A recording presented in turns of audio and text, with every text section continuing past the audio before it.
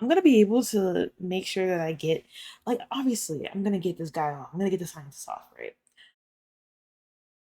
As in, I'm gonna make him a free man. Don't think like that. Get your mind out of the gutter. I realize what I just named the stream, but you will be all right. So we're gonna do that. But the thing is, like, when I tell you, I have absolutely no idea what essentially could have happened. I'm really not sure. Anyway, Mr. Naruto, what on earth were you playing at just now? Or rather, what on earth were you playing at it all along? My hypothesis, my amazing hypothesis. You've been picking holes in it from the start. I'm sorry about that. You promised me. You said you'd prove that drafted explosion was an accident, not murder. You said you'd keep my precious invention from failing into anyone else's hands. But all you've done so far is try to undermine me. Bro, are you unaware of, like, what the case is about? Yeah, I did make you the promise, you're right. I said that I believed in you and fight for your freedom to the very end. But I also told you that I'm no scientist. I don't understand your hypothesis.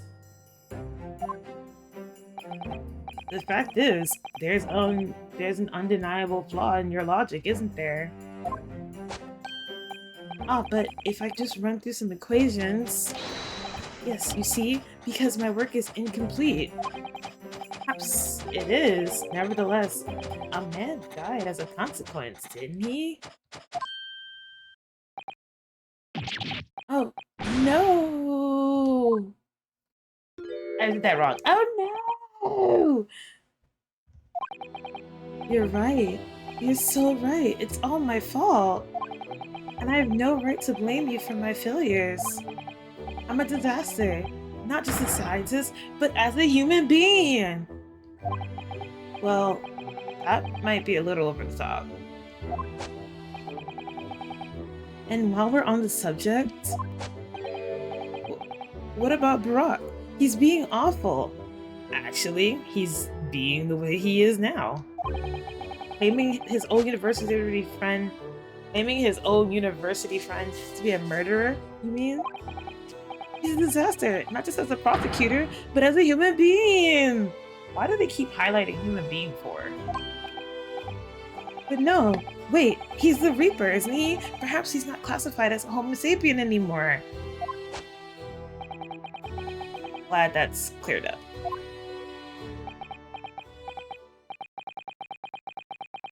Can I double check something with you? Yes? What? The machine you demonstrated, you prepared. The machine and demonstration you prepared. I don't know why I read that wrong. They were based entirely on your hypothesis, I presume. There was no trickery involved.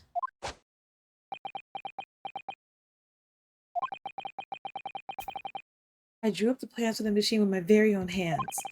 Every line was painstakingly drawn with the firm belief that science is the only future. So yes, it's true that my hypothesis hasn't reached maturity yet, but please, Mr. Naruto, you must believe in it. Alright, Professor, I understand. Well, I guess it's time to go back. I guess Naruto was like, to be clear, right? You're not trying to, like, beat people and it just went wrong. It's like, you could be a falsifier, like, you could be a scammer, but, like, at least admit to the fact that you were scamming people. To me. And the professor's hypothesis is as sound as he claims, it leaves him with the only person who could possibly have killed the victim. But on the other hand, Mr. Sloan was adamant.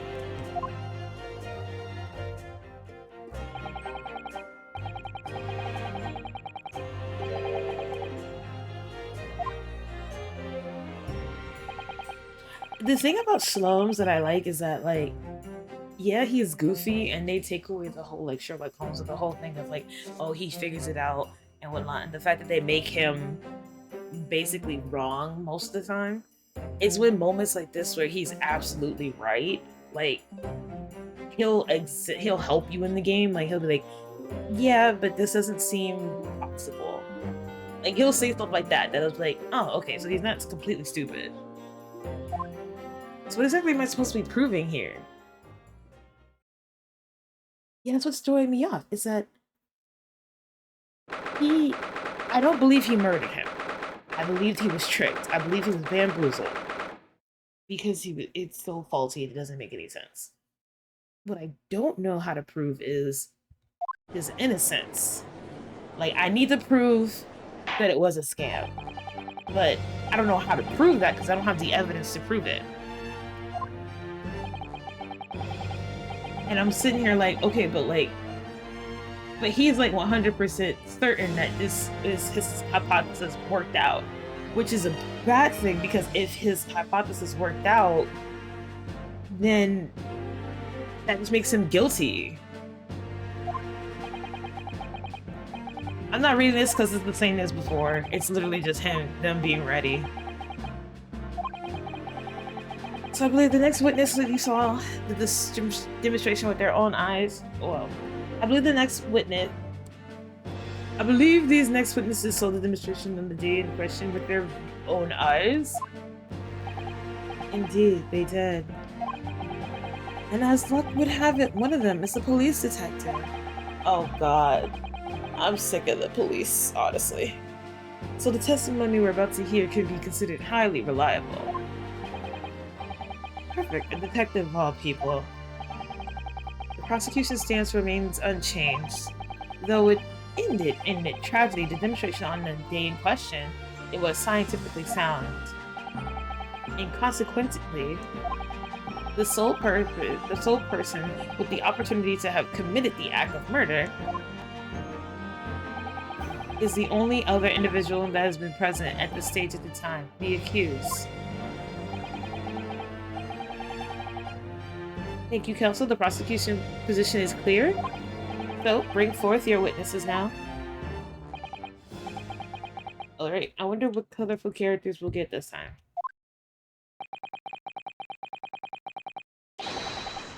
Yeah, sure. I'm sure they will.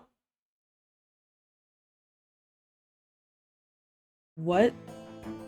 What? What?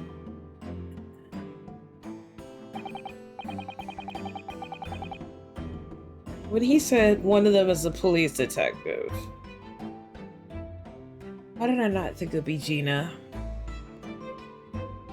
And why do I have a little boy in an R. Kelly mask on stand? My name is 𝕤𝕠𝕔𝕚𝕒. I am the impressionable of the hot air balloon in the vicinity of the 𝕤𝕤𝕤𝕤𝕤 stage. And he's German. Oh my god. My name is Willem Galstridge 𝕤𝕤𝕤𝕤𝕤. Is there a nickname I could call you, maybe?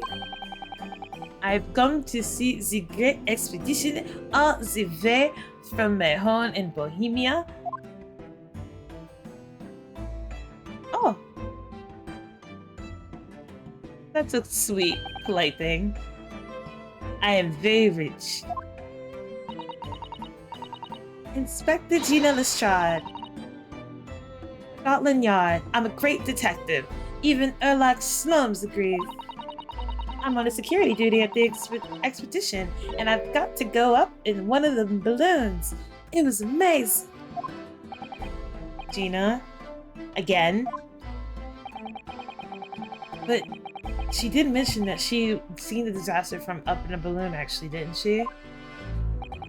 And she's clearly loved every minute of it. There were 3 balloons flying near the public experimented stage. when the incident occurred. Two of the witnesses were in one such balloon at the time and saw the events unfold from the skies. You make it sound like they were in the clouds. It was only an altitude of 𝕒𝕒𝕤𝕤 60 feet, very low. Well, you can't see nothing if you're flying too high, can you? 60 feet above 8 meters. Metries, then.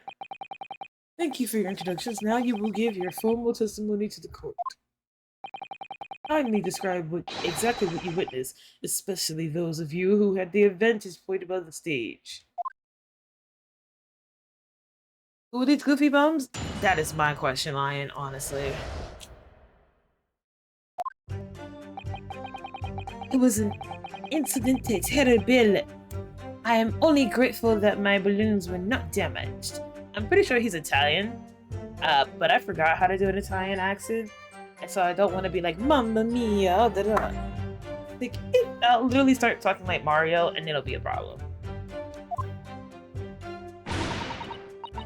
There's this huge bang from the sky, and then the next second, another bang in the sky beside us. Great description, Gina. And amidst this smoke, a cage appeared out of nowhere. A cage? The cage, it fell from the sky like a stone and crashed into the crystal tower. I didn't get a good look inside the cage, but no one went near it after it crashed into the tower.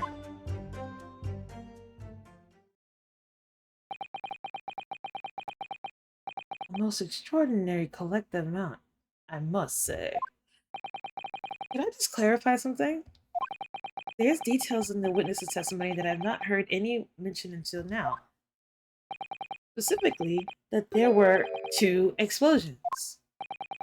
More precisely, 2 explosions in 2 separate places, yes. When the demonstration began, the balloon carrying the 2 witnesses was around here. There were 2 other balloons in the air nearby at the time, carrying other passengers as well, to be clear. Then, as the power was supplied to the machine for the demonstration, the first explosion occurred. The so-called birdcage that contained the victim disappeared from the site, and a moment later, the second explosion occurred directly adjacent to the balloon carrying the witnesses. The birdcage appeared at the site of the explosion, subsequently to plummet down into the crystal tower. I was very surprised. Suddenly a cage appeared before my eyes with a person inside. The blast was so hot, but I didn't want to miss a thing. I kept my eyes wide. Oh, you lost the balloon.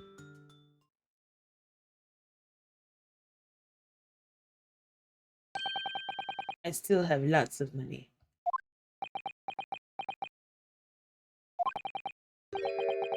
Precisely, who is this curious infant? I'm told he's a young noble of Bohemian royalty. Apparently, he has disguised himself in order to steal unannounced. Well, in order to steal unannounced into the Great Exhibition. Yeah, I am here in London on a sightseeing trip with my elementary school. I have a literal prepubescent child on trial. Is this not illegal? Must not break it to Bohemian Rhapsody. Isn't this illegal? I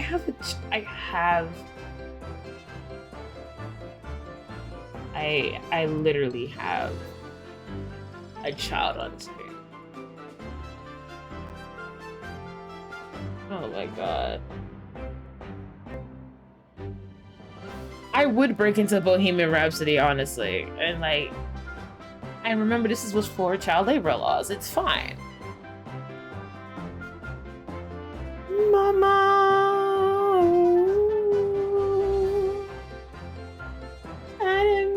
to make you cry.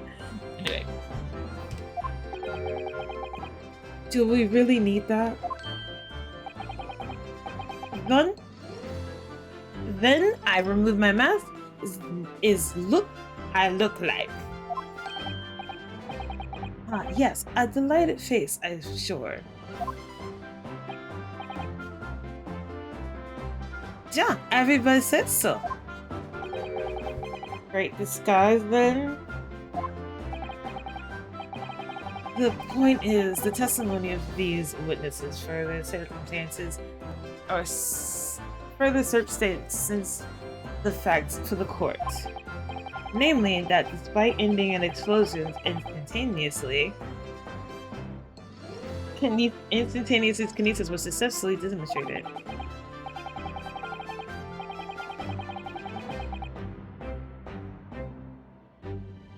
And furthermore, the arrival of the police, no one approved. And furthermore, that until the arrival of the police, no one approached the crystal towel where the victim fell. Therefore, only the accused, who was with Mr. Assman on stage, could possibly have committed the murder.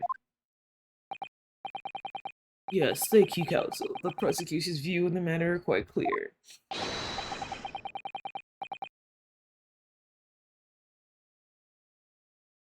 If I'm not back by this time tomorrow, carry on. Okay.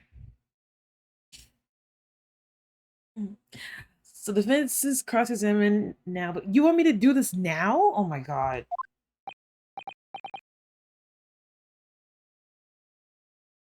Sure. Let me think about what I need to cross-examine.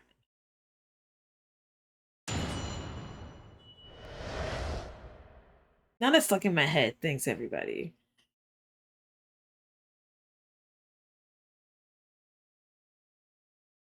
If you can let it go. Mamma mia, mamma mia, mamma mia, let me go. The house above heaven, for me, for me, for me. Sorry, okay. You guys suck. Now it's stuck in my head. Why does that small Victorian child have underwear on his head? You missed it when he had the R. Kelly mask.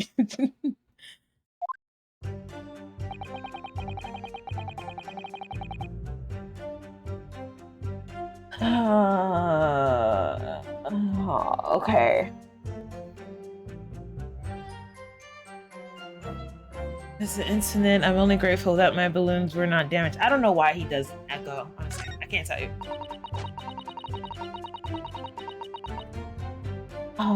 You won't make love with— Hello, Arcade. His head was more going on. His head? There's a lot happening. I think, based on his pen, he's from Bohemia, but I don't have a Bohemian accent in my head. Anyway. Gina, what did you mean by that? So you actually saw the accident happen from up in the air? Yeah? Ain't it amazing what a detective gets to do, eh? I'm telling you, Oda, being a lawyer's a mug's game. You should join the force and we can go flying together. You know me so well. Yes, well, anyway, could you tell us exactly what you saw, do you think? Everything. We saw everything. Because we were up and above it all. That dodgy cove climbing into the cage and that dodgy professor pulling all of them levers. And that's when it happened. That's when there was that massive bang and the birdcage disappeared just like that. I love how Arcade was the only one to point out what my status was. That was great. Are you describing the moment the subject's body was decomposed by the electricity, I believe?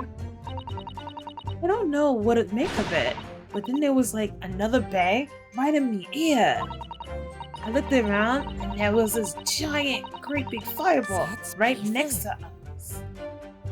And there was nothing there before. I really have to question the child. Oh my god. I guess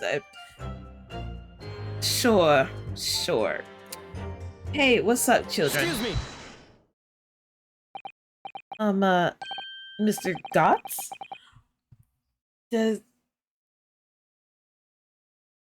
Gotts, cause he's got money. Huh, funny. Does your memory of the day differ? My teacher at the elementary school said that when you meet someone for the first time, you should always use the real name. Yes. What was it again? Wilhelm Gostrit 𝕤𝕒𝕤𝕤. Just the 4 names, then?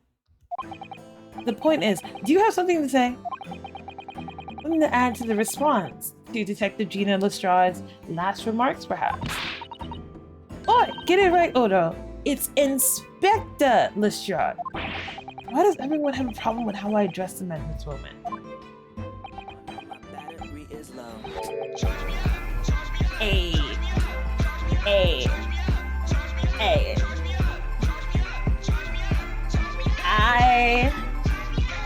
Hello, Leva. Hi, bestie. Hello, everybody. How are you?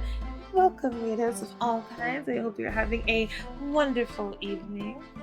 For those of you, if you don't know me, my name is Nebula, but you can call me Neby, and we are definitely having a good time interviewing a child for a criminal case of murder.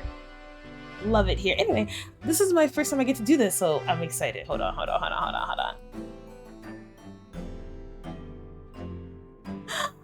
Yay! I'm so excited. If you ain't know, Leela also streams, so you should go follow her and give her support like you support me. That is not what I said. I saw. Aw, thank you, Frosty Bubbler, the follow. Hello. It is I, Neby. Oh? Oh my god, there's so many V's. Thank you for the follow. Kraken88, welcome. Oh lord, hold on. Thank you for the hydrate. There was a second explosion and it was right beside our balloon. That is true.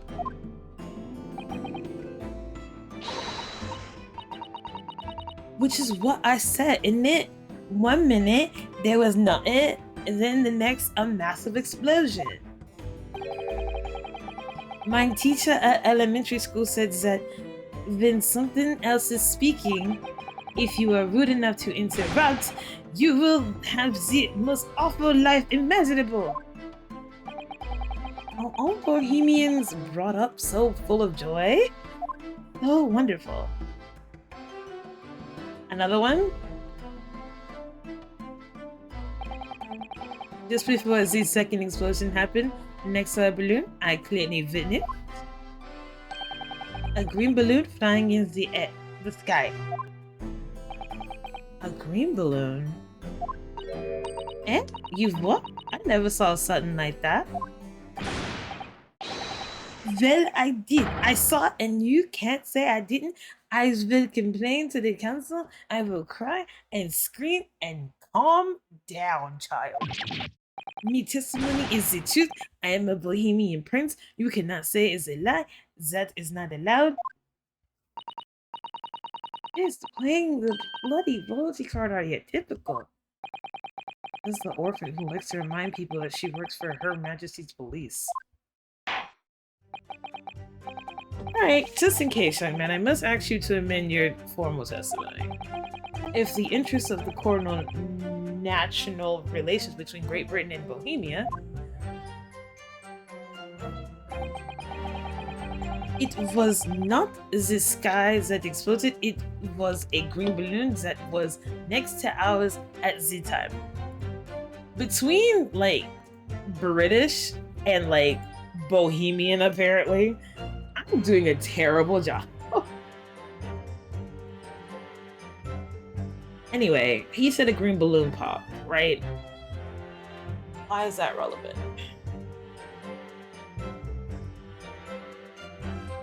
Hold on. Oh, wait. Oh, thank you. Wait a minute. This right here. This is the balloon? Was this the balloon then? So he's not lying. I don't believe he's lying.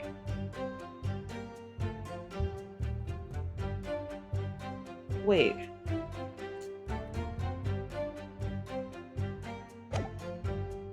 Hold on.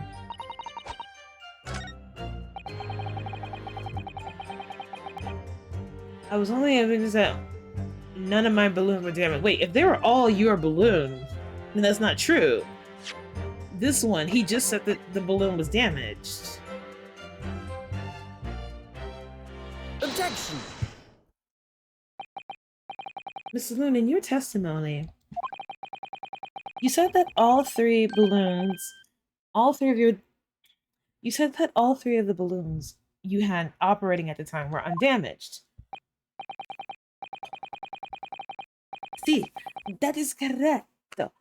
If they had been caught in explosiones, it would have been terrible. It would have been terrible.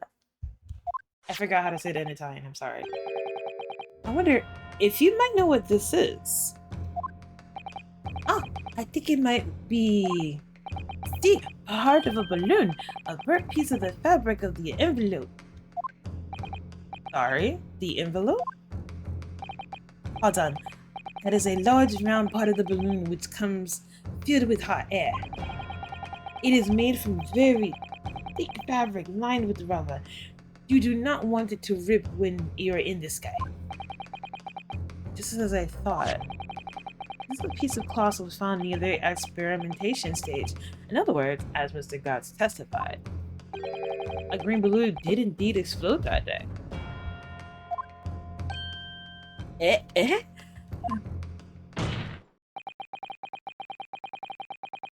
all the balloons in the sky above the experimentation stage belong to you, Mr. Loon, then your statement that they were all undamaged clearly contradicts the evidence. This is what we're gonna fire back about? Like...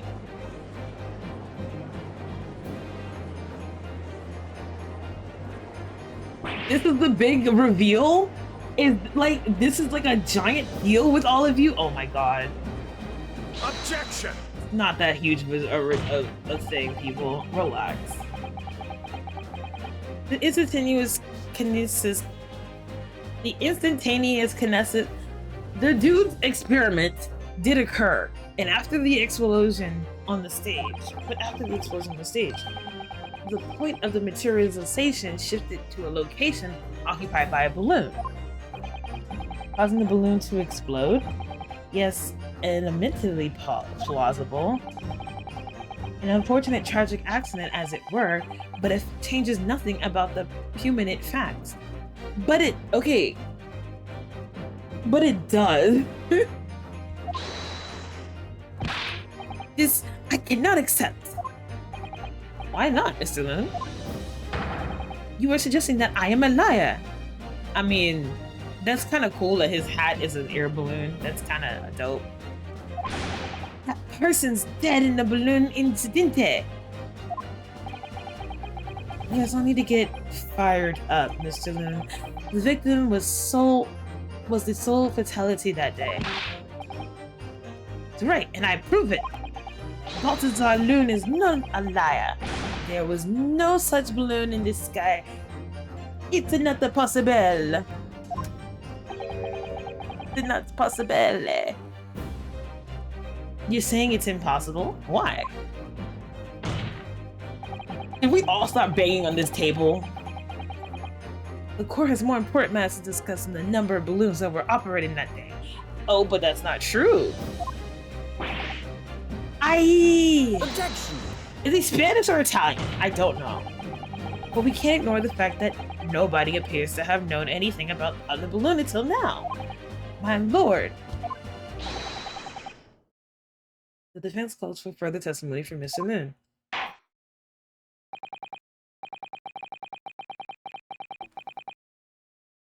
I concur. There is clearly more to the truth here than meets the eye. It's imperative that we clear up the issue of this phantom balloon, I feel. Witness, you will give a supplementary testimony about the balloons you were operating at the expedition. Okay. Grazie, my lord. Okay, so he is Italian. Okay, got it. He's Italian. Got it. Italian. He's Italian. Alright, so we have an Italian, a Bohemian, and a British woman. Got it. As I said, both the balloon is a no the liar. Every balloon I had in the sky landed safely. All three of the balloons were carrying passengers. If they fell to the ground and me, what a colostophone. But you can't get away from the fact that it burnt up at what was found at the scene, can you? The coppers at the yard recognized that probably some debris thrown at the explosion on the stage. This stupid old ragazo is mistaken. My balloons have red and blue zigzag stripes anyway.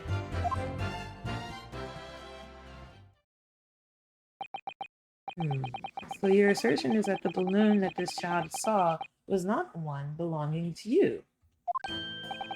Sí, exactamente.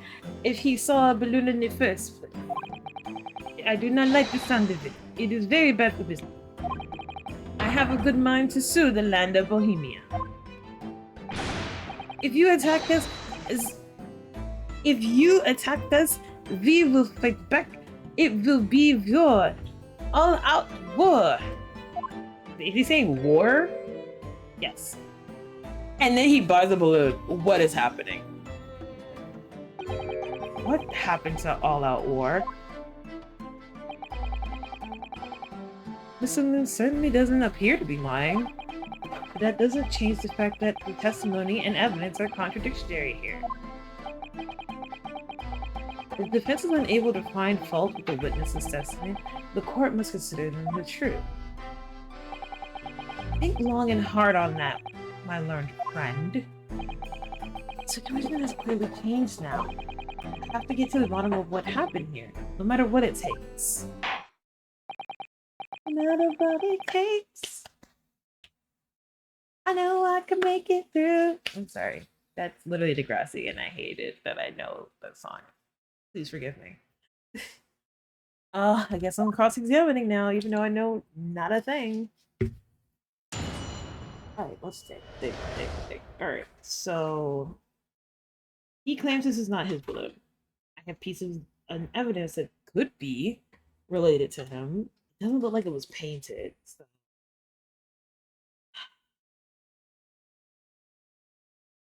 okay.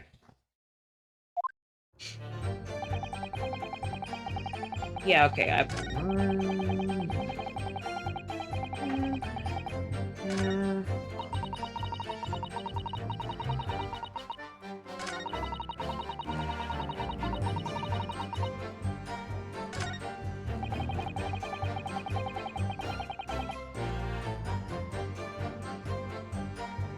okay, so he claims that this can't be his balloon because the balloons are blue and zigzag. Okay, that's fine. How did that one end up green? Okay, let's talk about it. Hold it! You mean the color is wrong? Si, senor. I don't have any of the green balloons in my warehouse. The way that, okay, if you can picture, I'm doing the stereotypical with the hands in order to get the accent correct. It's so terrible. This is the only way I can remember that he's Italian. I know. I'm sorry. I apologize to all my Italian people. I'm sorry. And yet, a piece of green cloth was found at the scene, and it was unmistakably from a balloon. Well, I don't know how that could be. For the sake of the argument, let's say that the green balloon did explode above the stage. You couldn't therefore conclude that it happened on the day in question. Why not? There have been recreational balloons fights over Hyde Park operating from before the Great Expedition. One could have exploded on some earlier date. Unfortunate, as I'm sure you'd agree. You believe it would have been from some earlier balloon accident that predates the exhibition?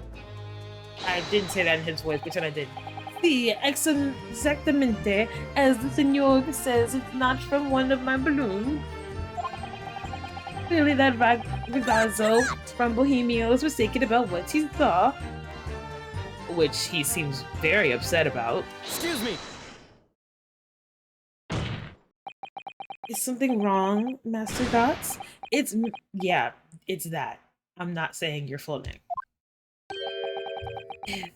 It was on the tip of my tongue. Ja, something is very wrong.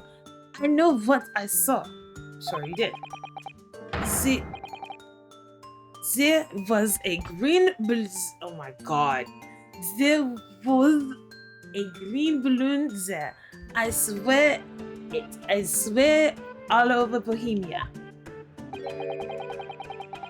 You can speak as much better language as you like, but it changes nothing. And then they still... If you do not have evidence ragazzo, then I must tell your parents to punish you, eh? Ragazzo just means child. So...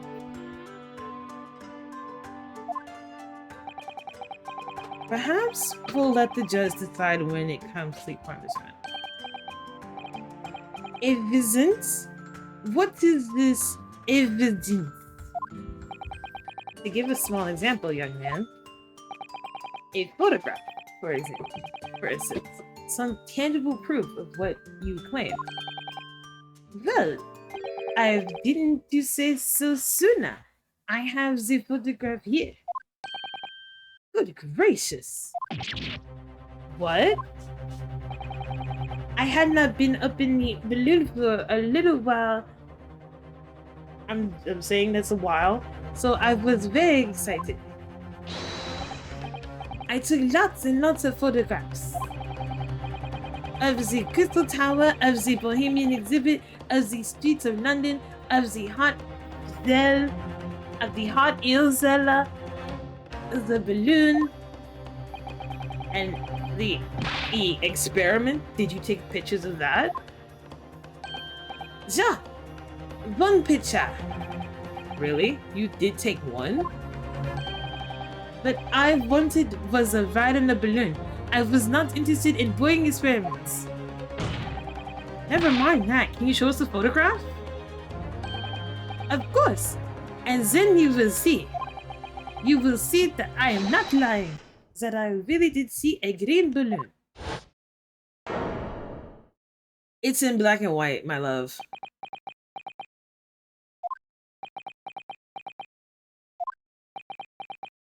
That was really fast. How was I supposed to see that picture? Well, I see you're all shut to speak. Yes, I think short that is indeed a word, young man.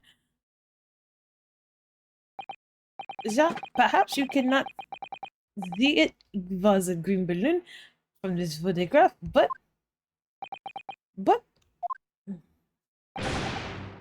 that's not my fault. That's not my fault. It's the stupid person who makes the camera.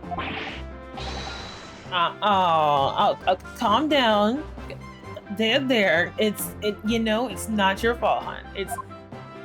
There are other ways to identify a balloon. I promise. Good child. Good child. Okay. Very well, the court would accept this photograph as evidence. Oh my god, this baby. Okay. It's not my fault. It's the fault of the person who made the camera. Well, never mind. I'm sure you have plenty of wonderful step memories to take home with you. In any case, when exactly did you take that photograph? Well, it was on the day of the big explosion. You don't say. When I pressed the shutter release, there was this very loud bang. And the hot wind buzzed over my face. That means this photograph was taken a split second before the explosion occurred. Well, if you ask me, this black and white photograph changes nothing. I could not give the flying fig. Lovely language you picked up. Someone give him a pacifier? He's in elementary school, not kindergarten. As I thought, Mr. Loon's testimony just doesn't quite add up. The young bohemian boy claims to have seen another fourth balloon, but Mr. Loon vehemently denies the possibility, and it's hard to imagine the man in charge could be mistaken about the number that were in the air. I know he's acting like a baby, but he is not a baby. Still, this inconsistency must tell me something, I'm sure. I think we need to go... Okay, let's look at the balloon, right? I mean, let's go look at the photograph so we can get an idea, because that was really quick. Alright, so...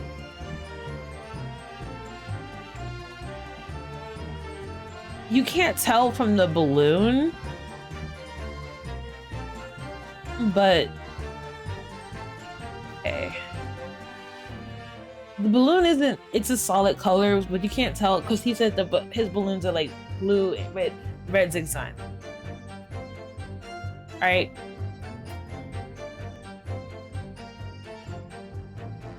Oh, okay.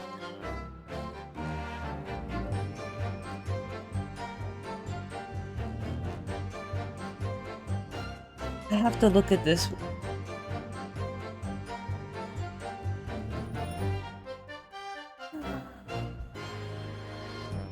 So there's the machine. There's a balloon. There's no one in the balloon. Where is that light coming from? Why is there a light there?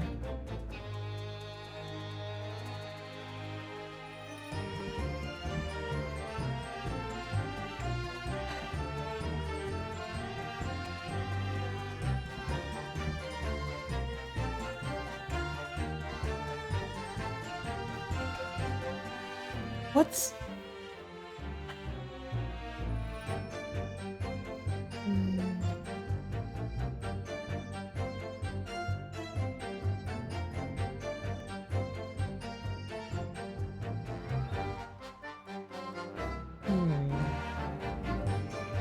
What's interesting about this photo, though?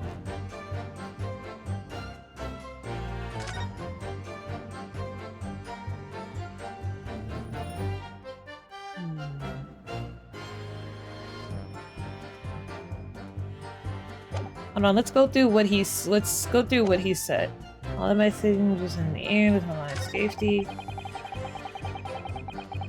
All three of my balloons were carrying passengers.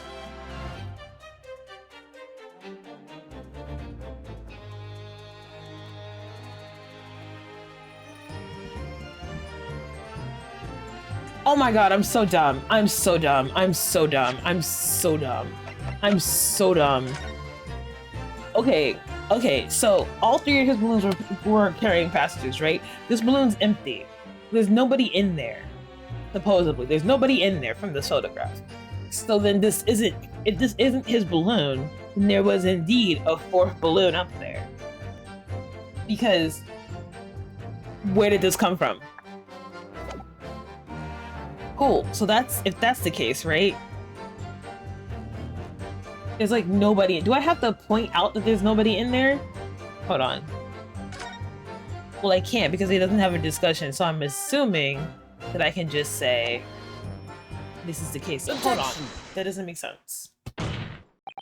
Unfortunately, the photograph Mr. God took can't tell us the color of the balloon, but it can tell us something. Something like crucially important. What? It shows that the pictured balloon wasn't carrying any passengers. My goodness, you're right. But surely all the balloons would have been carrying passengers. There would be no sense in it otherwise. See, that's for my pleasure for seeing the view. My balloons only fly with passengers. Which tells us that the pictured balloon isn't one of them. So when the incident occurred that day, there was a fourth balloon in the skies above the experimentation stage. The mysterious green balloon. I know nothing. I can only tell you one thing. If this balloon was not carrying passengers, then it was not one of mine. Objection! Which is fine. It doesn't have to be yours. There's an illegal tradesman everywhere you care to look. I'm not denying that. Clearly one such entrepreneur decided to capitalize on this opportunity presented by the great expedition.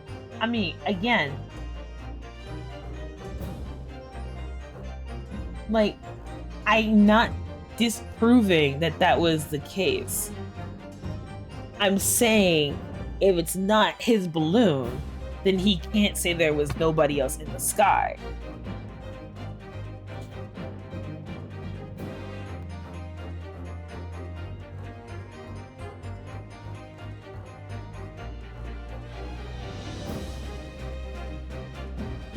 That's my whole point. Like, I don't understand what the issue is. And managed to operate a balloon's flights on Mr. Lin's patch without him realizing. See, the competition owner trying to steal the mind of the profits. I did not notice because of the experimental that went wrong on the stage. This fourth balloon exploded at the same moment as Mr. Asman was beamed from the stage below. Right, so the scraps that fell to the ground earlier and left them scorch marks, they didn't come from the stage at all. It was the bits of the balloon raining down. But because no one was in it, it didn't get no attention. A mysterious fourth balloon carrying no passengers, silently floating over the experimentation stage. Objection!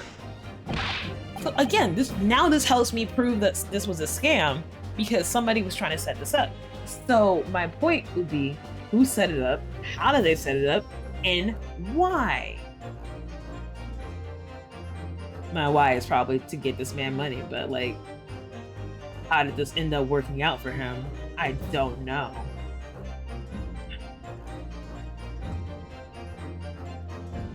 Okay. This photograph shows us nothing more. Stray balloon carrying no one and operated by some rogue trader clearly was nothing to do with this case. Oh, but it does. Its relevance does elude me, I must say. The court has been sufficient evidence and heard ample testimony already. This prosecution calls for the trial to be concluded.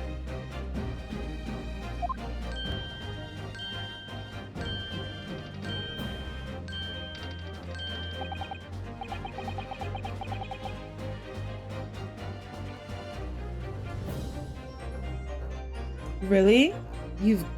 Have we really got the truth yet? No, I can't let this opportunity slip away.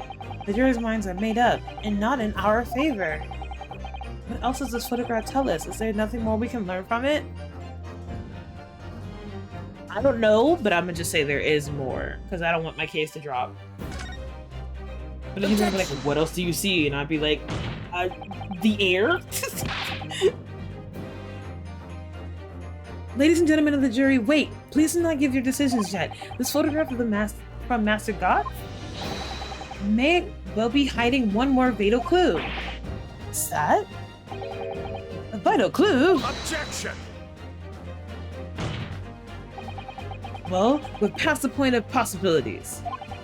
It's time for the definitives now, so tell the court. What exactly does the 𝕒𝕠𝕤 photograph prove? Can I look at it?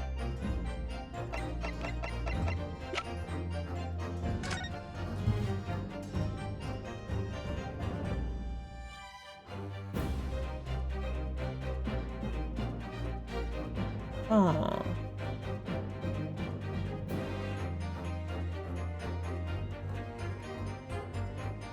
Am I missing something here?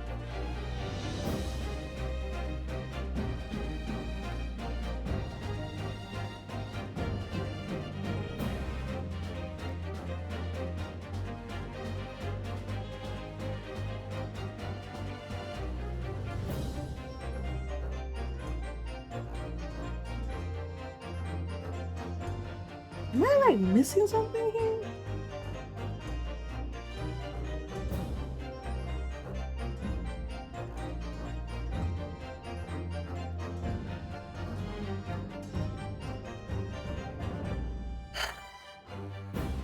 Like this is a glare and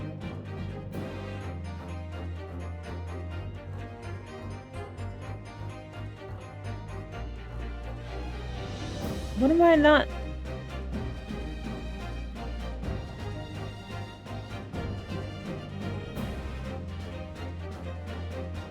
Is that a child running?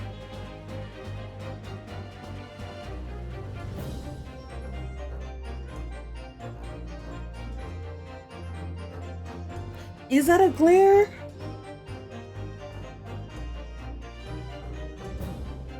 It looks just like a glare to me. Like I don't see what they're getting at. Like he's by the machine.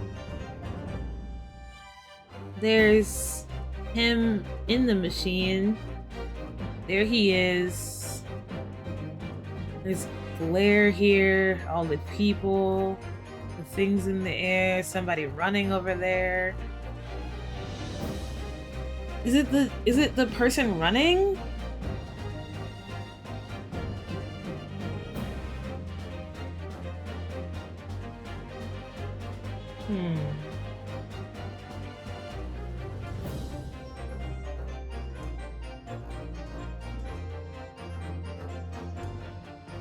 Wait a minute.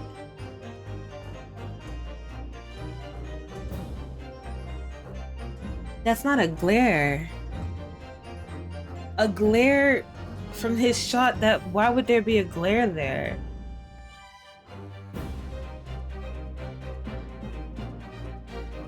That's not.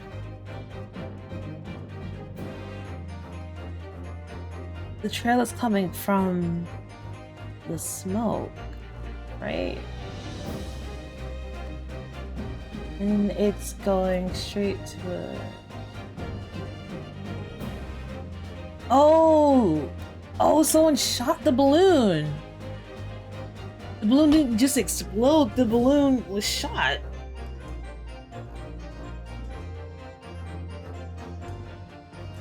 Oh, oh, oh, oh, oh, oh, oh, oh, oh, oh, oh, oh, oh, oh, oh.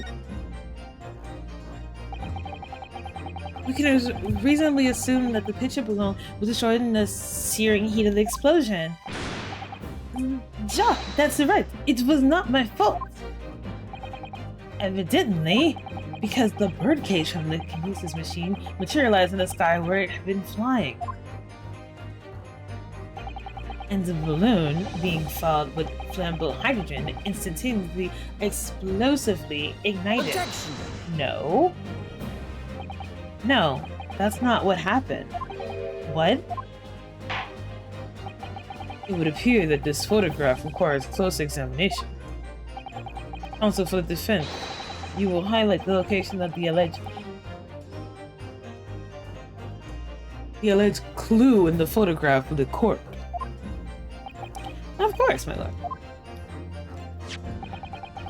If you look closely, it's plain enough to see, and what's shown in the link to another piece of evidence we have, in a way that leads to the unbelievable conclusion. The clue that suggests the real reason the balloon exploded is this here. Can I just like select this line right here? Wait, it doesn't highlight, so we're just gonna go with this. Take that! Having the photograph can be described as miraculous. If you look, you'll notice that there's a bright white line that appears to point directly at the balloon. Most likely a ray of light caught incidentally on the film. It's what I originally thought, but it's not. I'm afraid I cannot see nothing of the sort. If you look with a magnifying glass, my lord, it becomes clear what the nature of this bright line really is. Goodness, what is that? Undeniably some flash of light, yes. Oh golly, do you think it might be lightning? Yeah, it's stupid, like me. But it couldn't have been a finer day. I believe I've been looking at fire. A bolt of fire heading straight for the balloon. Like an arrow. Exactly like an arrow, policeman. Indeed, in my aging eyes, it appears to be a flame of some sort. My word! Are you suggesting that this flame was struck the hydrogen gas that filled the balloon? Objection! That's absurd. The balloon would have been 60 feet above the ground at the time. I mean, if you shoot an arrow high enough, you could definitely hit it. No flame could possibly have reached such a height. Objection! Not alone, unless it was attached to an object. Actually, it's my opinion that a particular piece of evidence found at the scene reveals how that is exactly what did happen. What evidence? If such evidence exists, counsel, then for goodness sake present it, man. What evidence explains this mysterious streak of flame that appears to be heading directly into this direction? This. Take that! The true nature of this curious slim streak of light is revealed by this. A curious answer, with a slim chance of being the correct one, I feel. This looks like a piece of firewood, but whereas firewood dazzled their audience... What? Oh my god.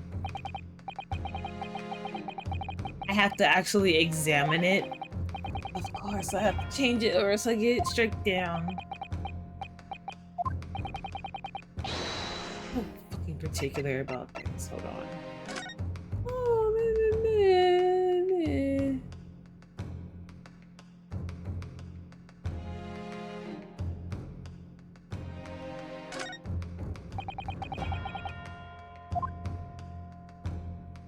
It has to be this. What am I? Am I like crazy?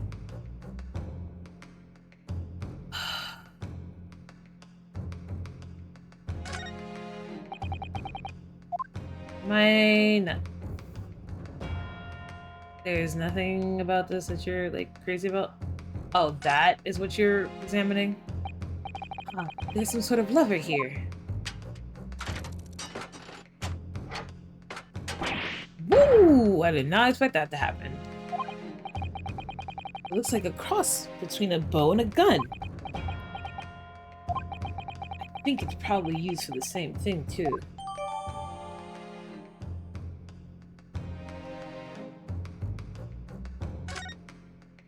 It is a crossbow. This groove here must be where the arrows were loaded, I suppose. So I was right. It was some sort of bow that automatically firing the mechanism. It would be perfect for someone like me who catches his ear with a bowstring 2 times out of 3. In fact, if I had one of these, maybe I could have beaten 𝕤𝕒𝕐 in archery training. Yeah, a crossbow would have been great for that 𝕤𝕒𝕐, you know.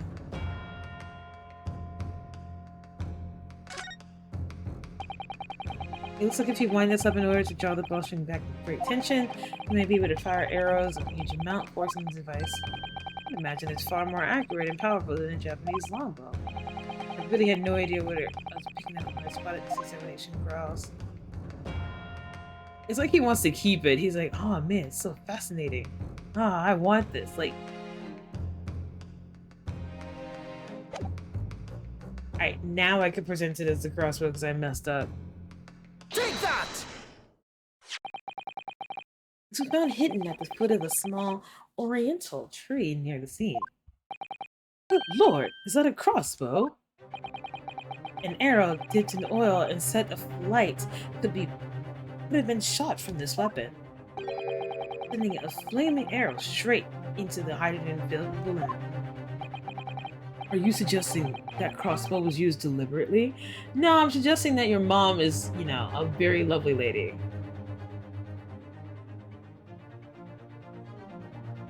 Stupid, sexy man. Blimey, you're right. The streak of light in the photo looks just like an arrow, doesn't it? Then the explosion on there of the balloon it was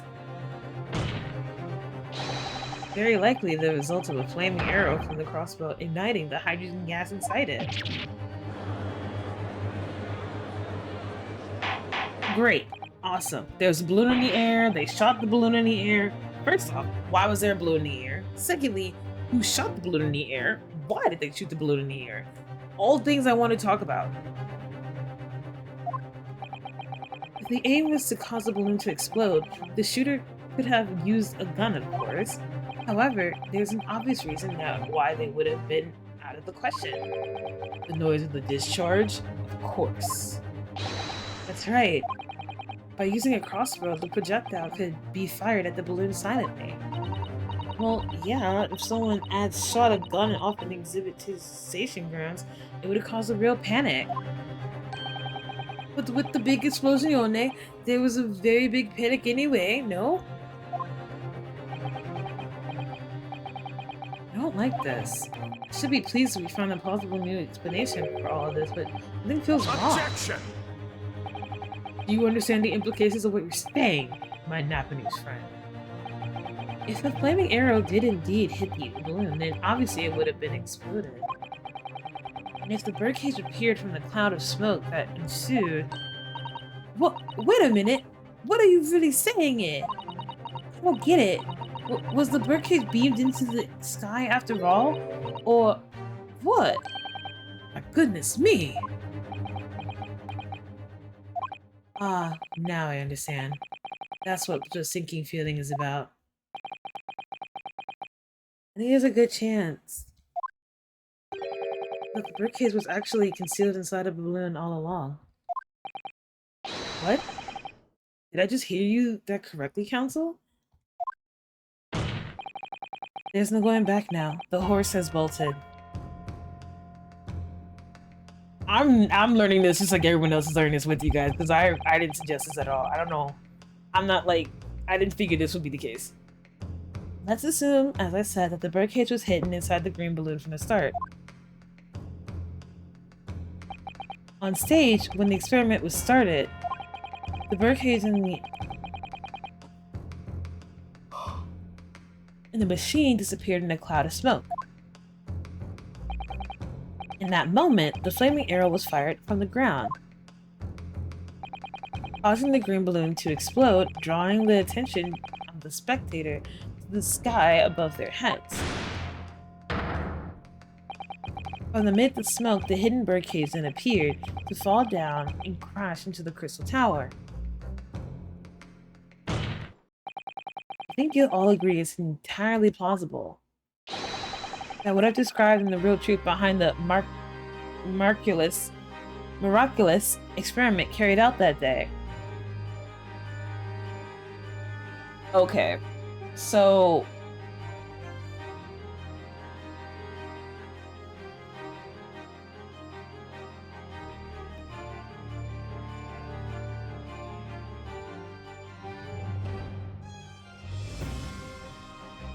I'm trying to piece it together. Okay, so here's my working theory. If 𝕤𝕒𝕤 is correct, right? So then here's how I think it happened. You would need both people to be in two places at once, right? Thing is, you would need him to be, you need like an example of both. Like you need a carbon copy of both. So they needed him to prove this. Okay, they needed him that. They needed his experiment to look like it worked, but it also needed to fail at the same time. Because in order for them to get money, it needs to work and fail. At least that's what I'm gaming at. So what I'm thinking happened was... So, like, I'm assuming that they, like... The real one was downstairs. Well, not in the air, obviously. Just, like, you know, going into the experiment, whatever. And then they had a doppelganger go up top and be in the balloon. And then the point was that they were going to try to, like... Somebody was going to shoot the balloon down and made it look like he died. So that the professor would lose access to all the money, and then they would get the money. I don't know how they would have gotten the money, but yeah. I'm assuming that's my working theory. It's still wonky, but I'm trying. Alright.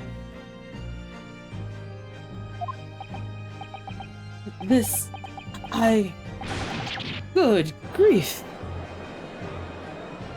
Objection! This is ludicrous. What you've described is no science experiment. It's child's play. Incompatible display of stage magic. Both Mr. Sloanes and Iris said the experiment was a scientific impossibility. Which in case, this is the only way to explain what happened that day. And in any case, the victim's body was found inside the birdcage in the Crystal Tower. If the experiment didn't take place, how do you explain that? If I may put in a word of a man of magic myself, such a...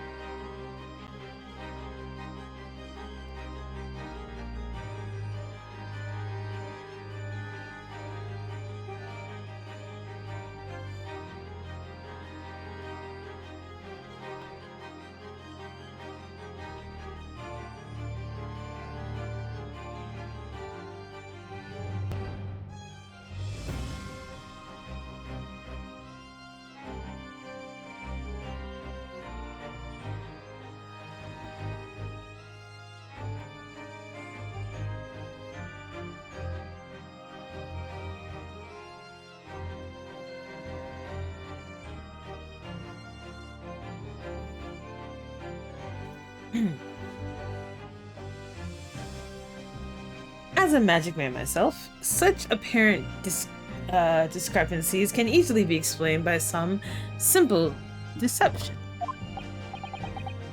Juror number 3. All that would be needed is a doppelganger, someone who looks very similar to the victim, Mr. Assman, and having the other man appear on stage in front of the show as a body double. Yes, of course. So in fact, Mr. Assman has been the birdcage that was concealed inside of the balloon right from the start. Objection! So he's still alive. I believe he's still alive. That balloon would have been filled with hydrogen. Anything hidden inside it would have been scattered to the fourth winds when it exploded. No one ever had remarked on such a risky venture. Not necessarily. The explosive force of the balloon gas would very much depend upon the mixture ratio. Juror number 4. Fine balloons are rarely filled with pure hydrogen, but a mixture of other gases such as helium as well. Helium on its own doesn't explode, but by controlling the gas mixture ratio, the explosion force can be altered. The mixture ratio? Obviously, the victim's body would have suffered some burns that would be unavoidable, but not to such an extent as to render the whole obscene charade impossible. So everything that happened can be explained, logically and scientifically. The explosion that engulfed the stage at the start of the experiment was no accident. It was all a part of the elaborate deception to make it appear that that experiment had occurred. Oh, goodness me. And if we accept that is what happened, it means that the victim, Mr. Ashman, was never present on the public experimentation stage to begin with. In short, he couldn't have been killed by the defendant who was on the stage in full view the entire time. Okay, that went a different direction. I thought, okay, this would be very hard for the prosecution to counter. Lord Von Zietz can't credibly maintain that Professor Harebrained is a suspect now. That's not entirely true. You made a mistake. Mr. Naruhodo, I appreciate your efforts. Thank you. You're about to ruin my whole case, bro. Professor? But you can stop now.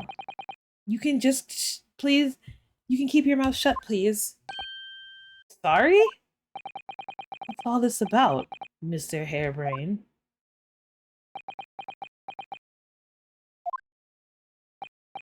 I, Albert Harebrained, hereby confess that it was me who stabbed Mr. Audie Assman. Yes, it was me, with my faithful friend and partner, Andrew the Screwdriver. What are you doing?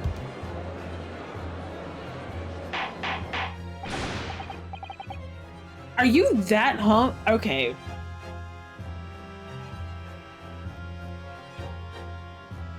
I'm not even mad. I'm just like flabbergasted. This man is so hell-bent on his experiment working that he'd rather be conducted as a murderer than being told that your experiment didn't work. Like,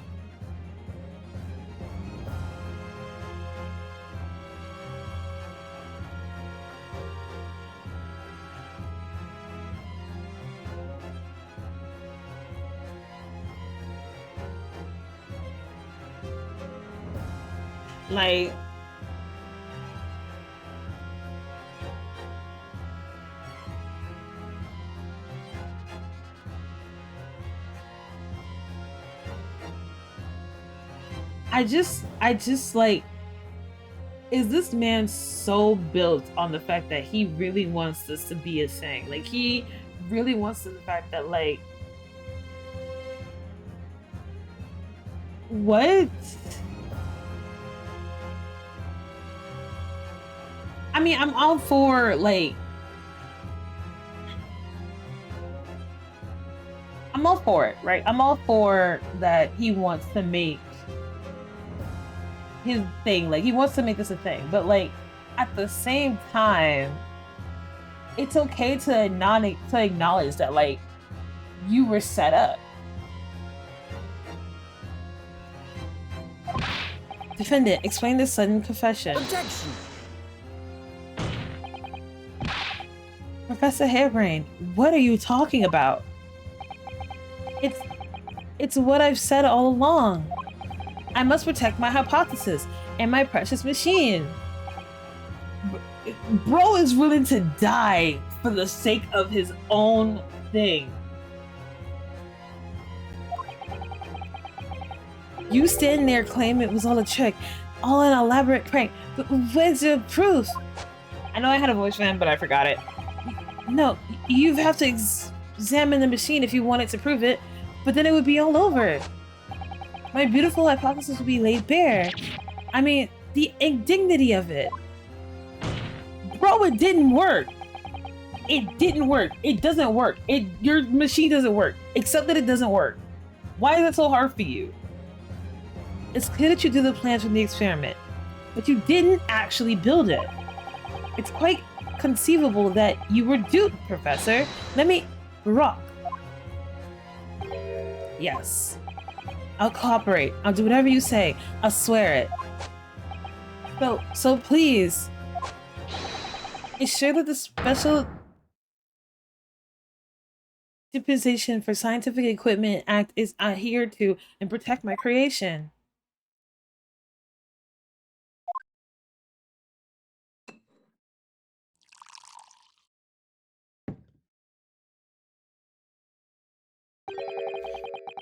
Pray forgive my discourtesy of fulfilling my hollow chalice at this critical gesture.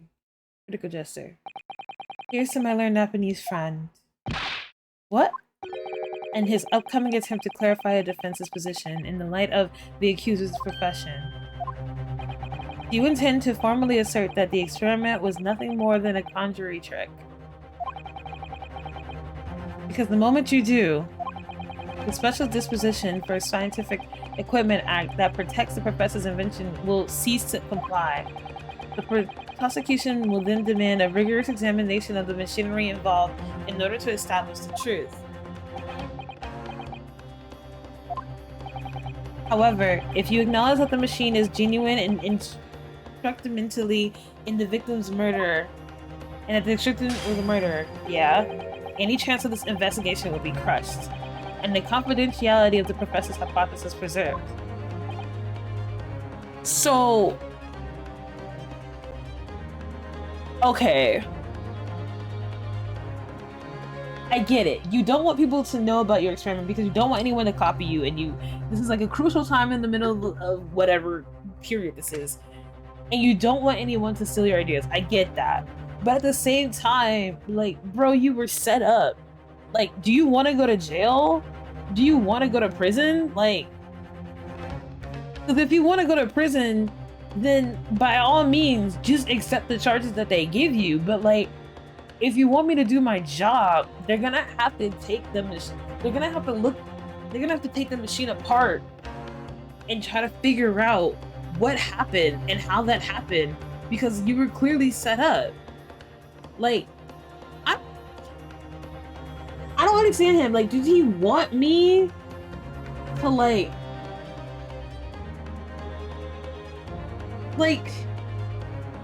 does he want me to like help him or not help him?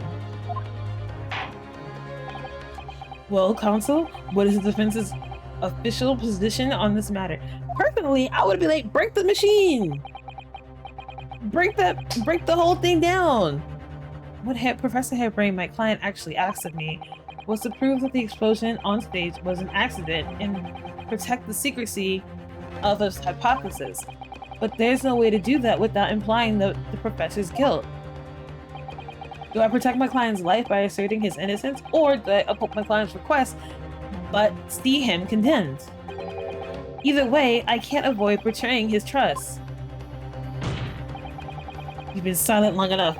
Isn't talking your trade, my learned friend?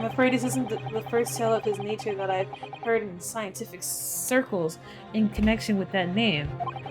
There's talk of the other flamboyant experiments that turn out to be nothing but stage trickery in the end. Obviously, the rascals after the government researchers grant money. Which I've said from the beginning. When magicians are in need of money, I've heard of them resorting to these undermined tactics. Some acquaintances of mine with experience with such things have mentioned 𝕤𝕒𝕒𝕤𝕒's name before.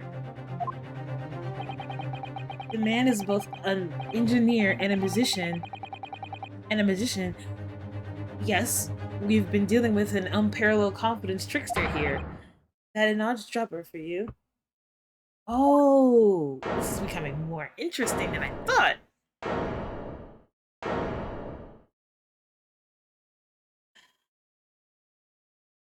Had he said that from the beginning, he literally would have like won this case.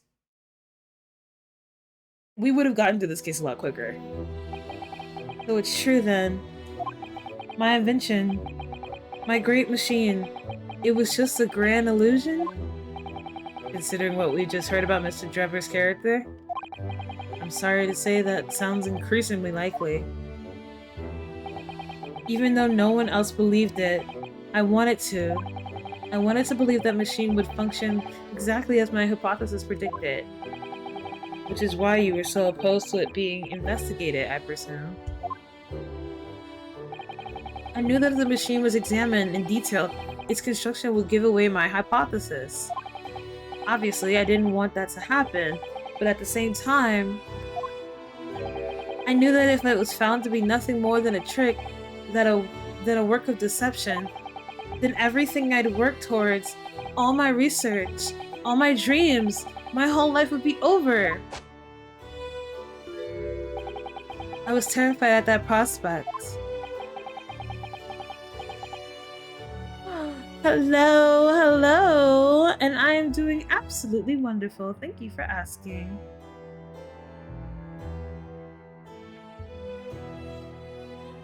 So you really had no idea then, did you? About the true nature of the machine that was built? About the true nature of Dr. 𝕤𝕒𝕤? I never questioned anything. I didn't want to question it. That's entirely possible that Mr. Aspen and Mr. 𝕤𝕒𝕤 were working together to use you as a means of fraudulently acquiring the research grant money.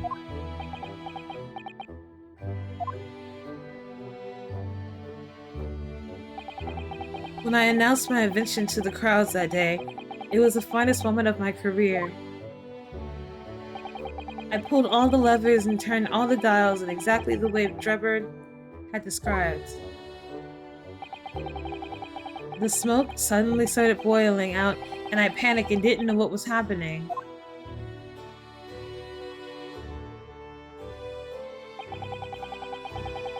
But I didn't know how the whole illusion was made to work. But I really don't know how the illusion was made to work. I don't know anything anymore.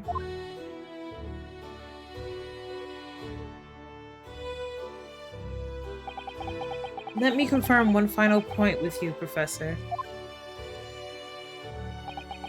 Do you now consent to the prosecution submitting the necessary paperwork to release your invention from the protection afforded by the Special Dispensation of Scientific Equipment Act?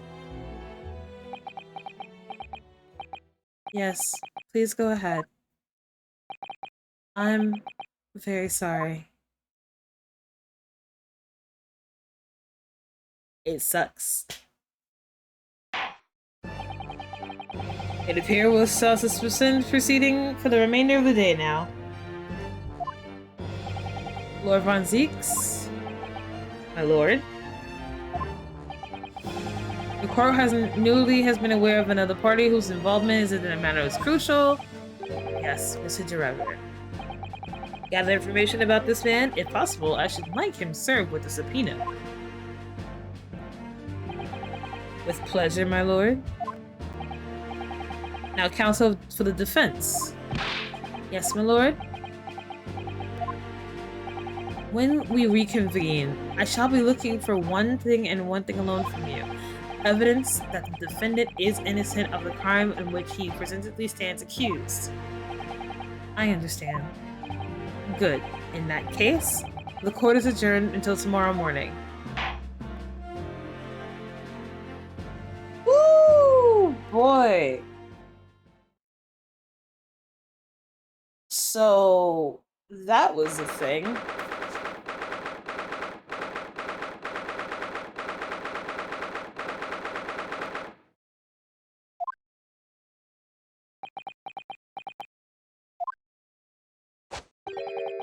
Mrs. Naruto. Yeah? I'm so sorry.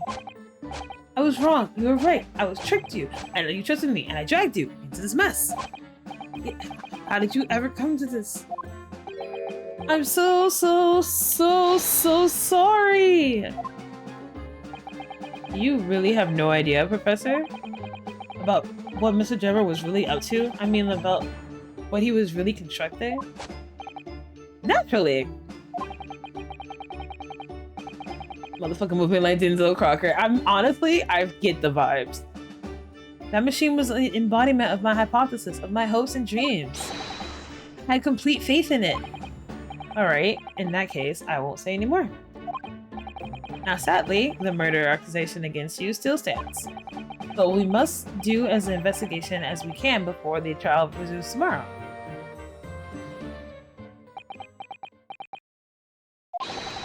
Well, thank you so much for doing so much for me.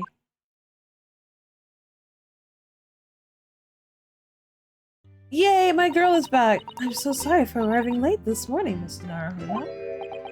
Arriving late? Didn't you receive my postcard? I wanted to let you know when I'd arrive. Postcard? What postcard? I hid it from you, Runo, so it'd be a surprise. Well, did it work? I was surprised, alright, especially when she threw me to the ground.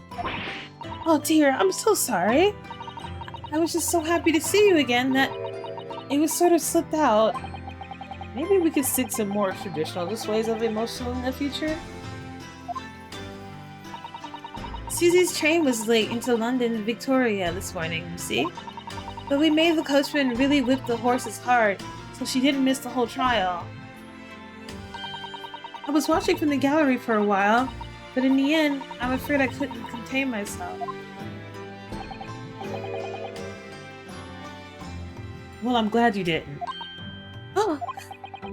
Having you at my side in court gives me the strength I need to win.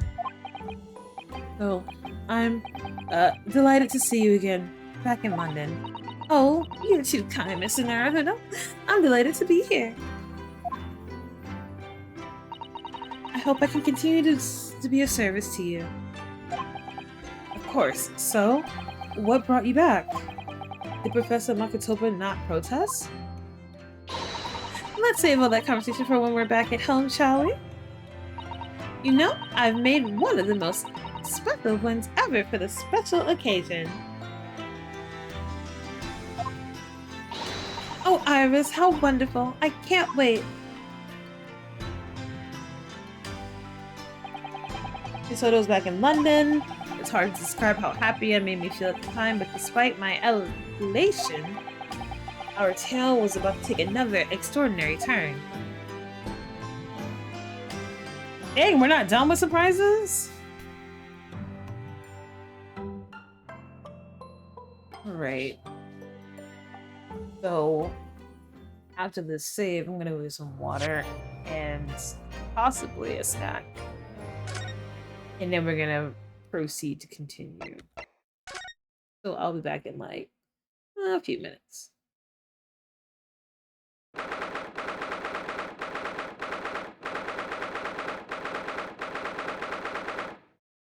Okay.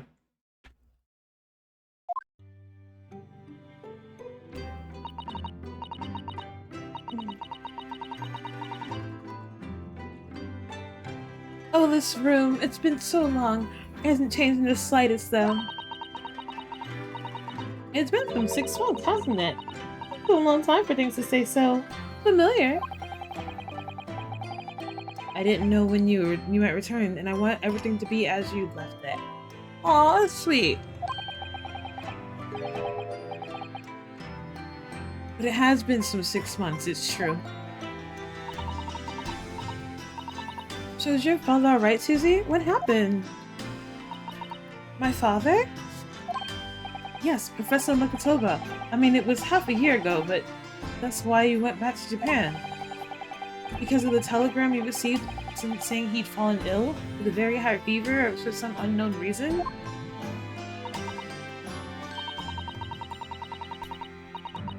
That's right, so I was surprised to learn that you'd be coming back so soon.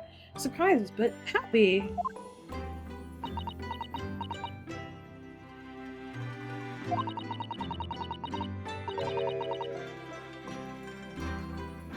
I think I wrote about it in my letter to you, that it was all a trick. My father is in fine health, and I'm obviously very relieved about that. Well, we're delighted to have you back. It was quite by accident that I've been able to return to Europe, actually. It was because of a very grand conference called the International Forensic Science Symposium. The International Forensic, the same symposium Lord Strongheart mentioned. Anyway, I arrived safe this town, and all that matters is that I'm here now. After all, I haven't yet fulfilled my promise to you, Iris. Oh?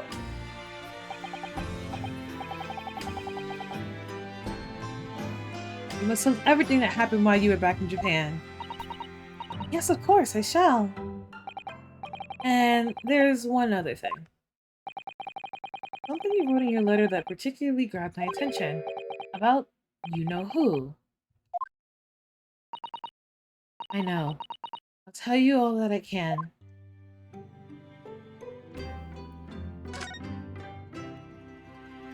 Well, let's talk about all of it.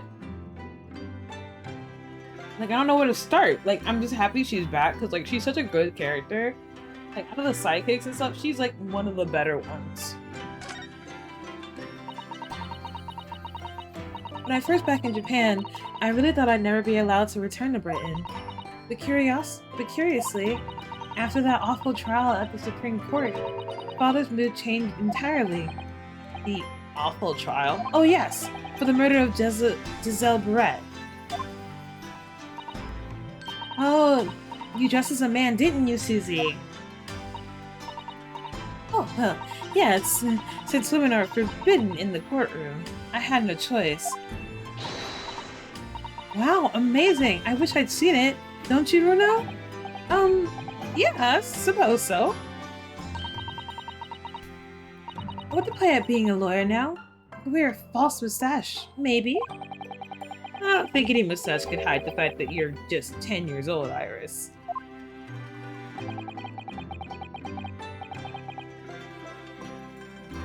There's something else I wanted to ask you, Mrs. Soto. It's about the real reason why Professor 𝕒𝕒𝕠𝕦𝕒 summoned you back in Japan. You said in your letter that it's something to do with the convent loot we found in Mr. Natsume's lodgings. That's right.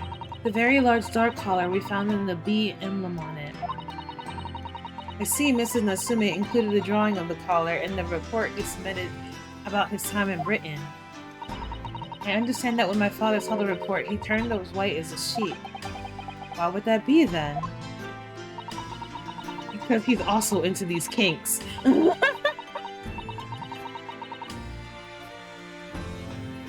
Sorry, that's not... Anyway.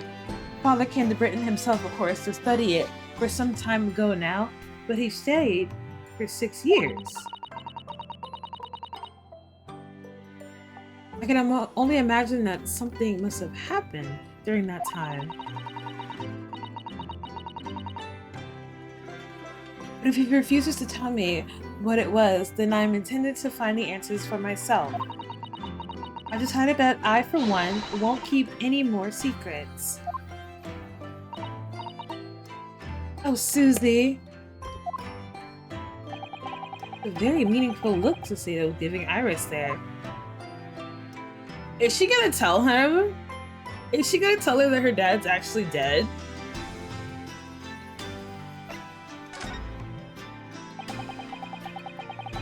What her Songhar mentioned about that symposium? I think he said that the investigative authorities have 40 different countries would attend. Yes, and from Japan, my father, Judge Juguku, have been invited. It's something of an honor, I believe. Well, Professor 𝕒𝕠𝕚𝕤 is leading expert in forensic medicine in our country, after all.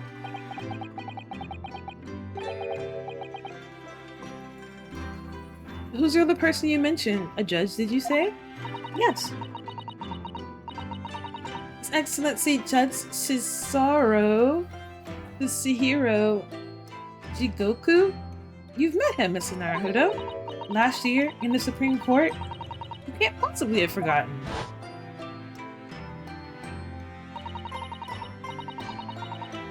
That terrible trial of yours where you were accused of being a murderer.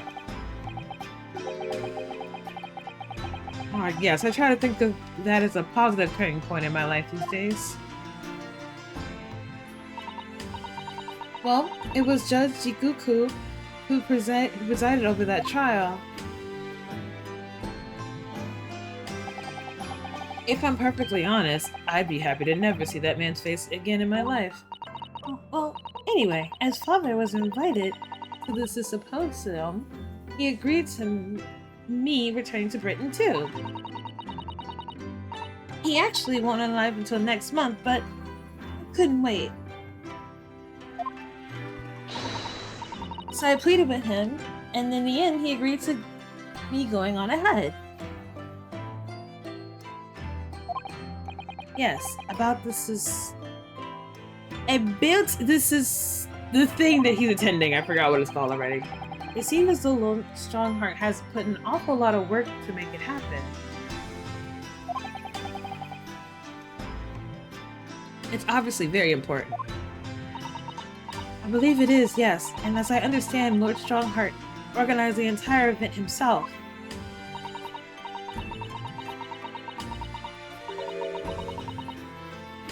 I think he's hoping that it will achieve exceptionally results and he'll get the job of Attorney General. The most senior position in British justice system.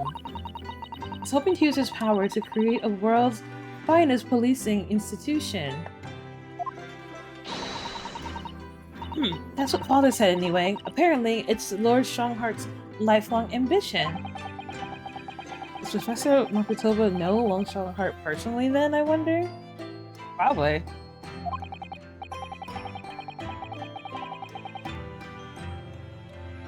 Actually, Lord Strongheart gave me a long speech about this very subject only yesterday. But I sort of lost the will to live early on and didn't really listen to much of it. Not trying for you.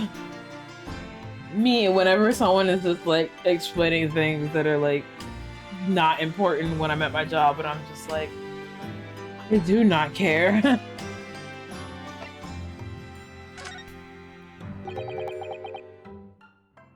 𝕤𝕒𝕚𝕤. That woman whose unforgivable actions ended me being wrongly accused of a crime I didn't commit.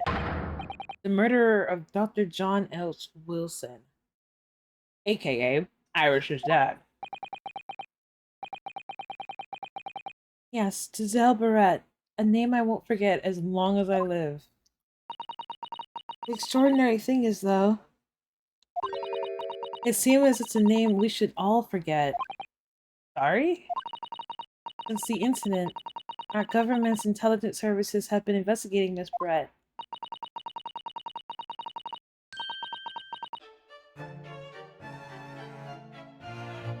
I'm sorry? But it turns out that the Englishwoman by the name of 𝕤𝕒𝕚𝕤 didn't actually exist.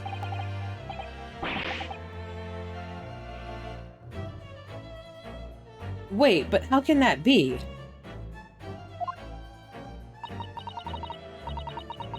It was a pseudonym. Her name was Shin. And she wasn't a visiting student either. That was a front.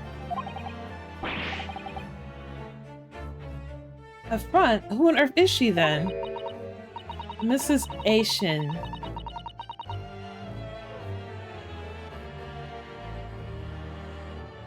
Asian?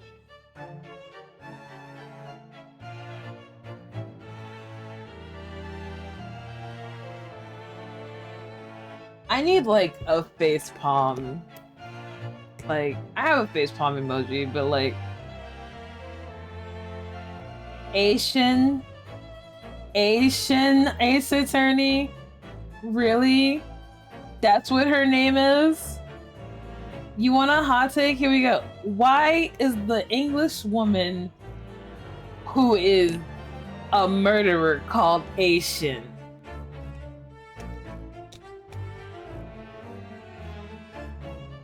Next, you're gonna tell me she's not really a blonde. I'm about frustrated. Okay. Let's just name her Asian. That makes sense. Yeah.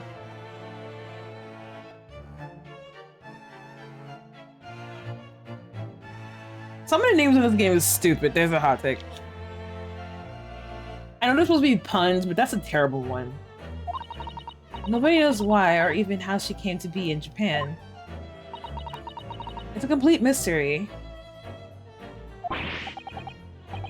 That makes no sense. It's easy to be accepted as a foreign student anywhere. Well, it's no easy task to be accepted as a foreign student anywhere. What could that woman been up to? Apparently murdering people.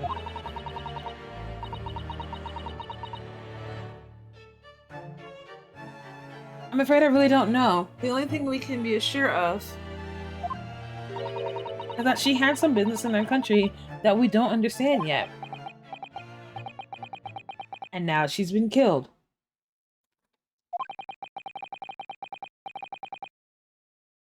While all the questions surrounding her existence remain unanswered.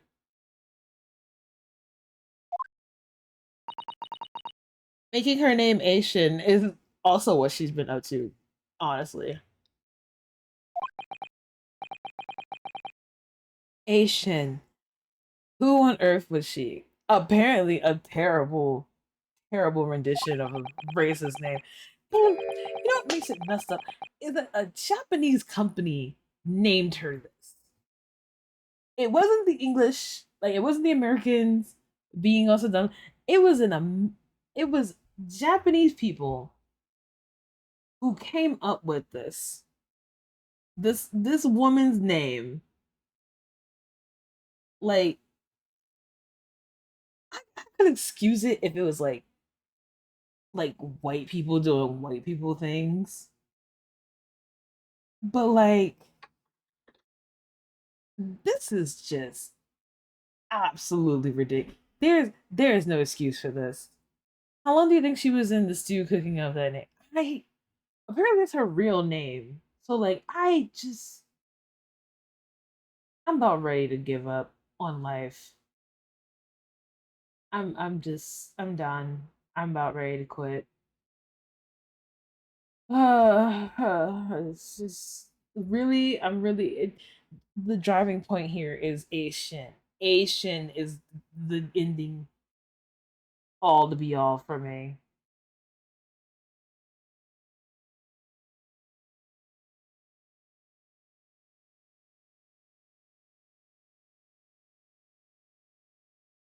Okay, let's continue.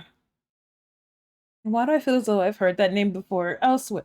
Where would you have heard the name Asian, Minosuke? Where, what area in Land of Life would you have ever heard someone named Asian?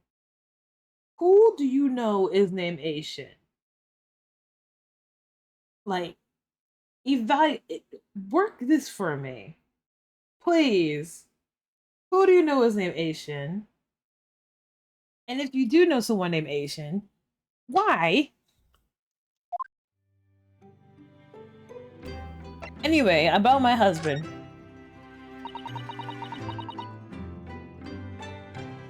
After my friend Ray's trial, the reporter who actually killed Miss Barrett said something very strange.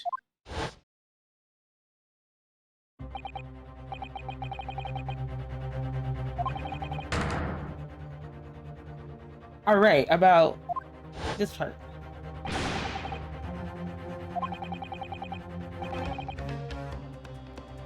Mm-hmm.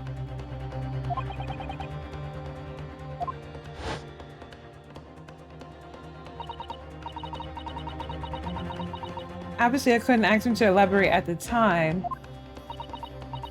But later, I visited that man in his prison cell and asked him what he was going to say about Kusuma-sama. And what did you learn? Yes, woman, out with it. After he died on the voyage to Great Britain, his body should have been unlanded at the port of Hong Kong and passed on to the care of the consultant staff there. Should have been. Biopsy. Well, it turns out that his body never arrived. It was just disappeared. Ooh, spooky. What? Kasuma's body's vanished?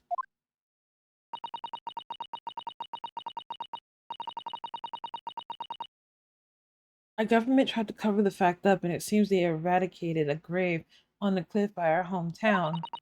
Except Kazuma-sama isn't there.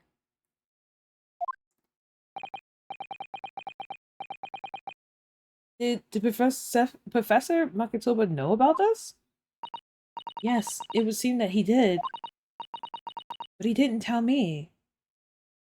So the government invites you to go study abroad to be like the best lawyer that a representation it can be. Then you suddenly somehow die by a freak accident on a steamboat on your way there. And then the government decides that your body, they're trying to take your body and hide it. But then your body isn't there anymore for some whatever bizarre reason. And so the government keeps it a secret that you never made it. And you also, they don't know where your body is, but they make you a grave anyway. Oh yeah, that's totally not suspicious at all. They're still investigating to what happened to Kusuma's body as we speak. I just don't believe it. And what is this acute feeling of apprehension I have all of a sudden? Because I don't think he's dead?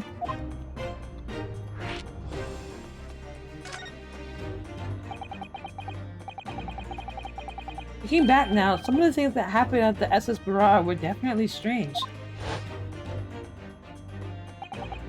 I mean, after he died, we never saw the body again, did we? Right, we didn't.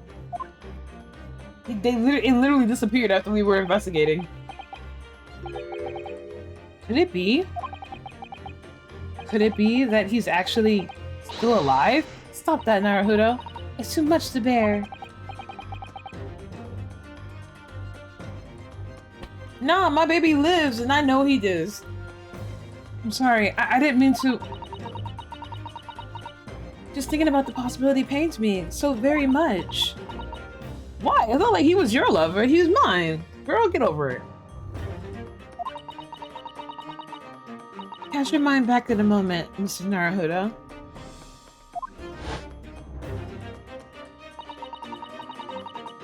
When Kazama-sama was discovered, Mr. Sloan was there, wasn't he? That doesn't mean anything. He could be hiding the fact that he knows that he's alive.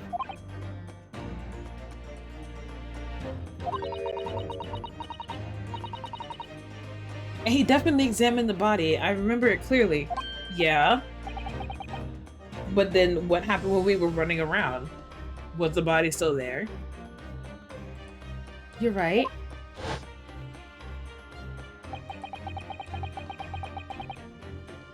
So if Kazuma hadn't been dead at all, it would mean that Mr. Sloan had lied to us. I mean, he probably did. He big alive? Honestly, he really is though.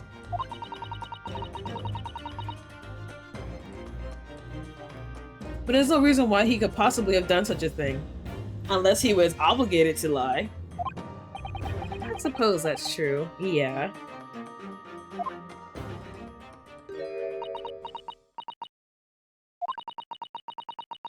The idea that he might still be alive somewhere.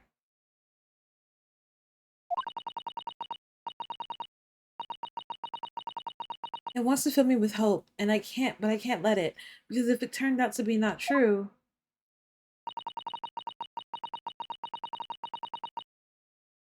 then back at the bottom pit of that this I'd be back at the bottom of that awful pit of despair again. Again, you know, your feelings are very valid, but you're acting like he's your lover when he was clearly mine. It really isn't that big of a deal for you. I don't know why you're like acting like he was like your man when he was clearly my husband. And y'all wasn't even that close. So what are you like? Why are you so bent out of shape about it? Is what I don't understand. Like, what's eating at you about this? Am I rude for that? Am I rude for like thinking that like she's just like, oh, poor Kasuma, and I'm just like, yeah, interacted how many times exactly? Relax this.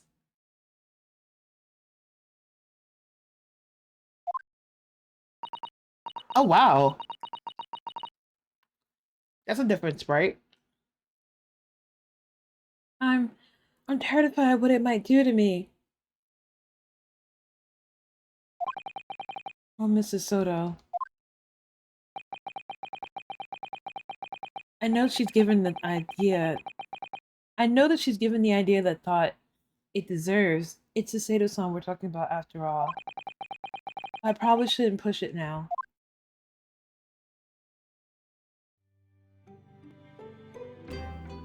Hmm.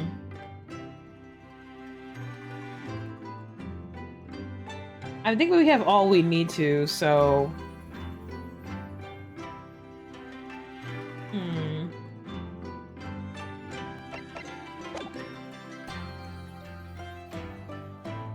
Now that we've, like, talked her up a bit... Hmm.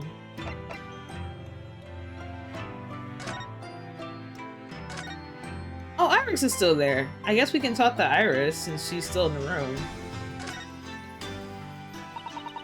It must be about a year ago now. I wrote a really long story based on some of my father's old notes.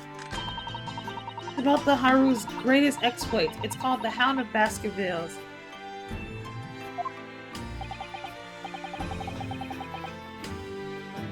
But then Mr. Jones forbade you from publishing it. And put a manuscript somewhere nobody could get their hands on it.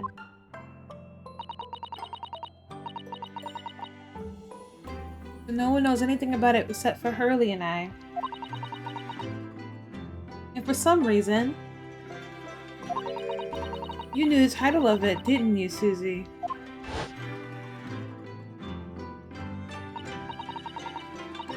I'm so excited. The Hound of Baskerville, I should love to read it. She knew what it was called, but she couldn't say why she knew what it was called. And you wouldn't tell me how'd you come to know it? Yes, but I made you a promise that I would explain one day, didn't I?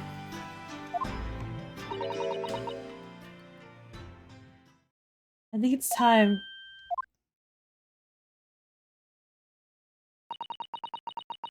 I'm sorry I've kept it from you for so long, Iris. Am I finally gonna tell her dad's dead? Am I finally gonna tell her dad's dead? Hello, hello, Atlas, hello.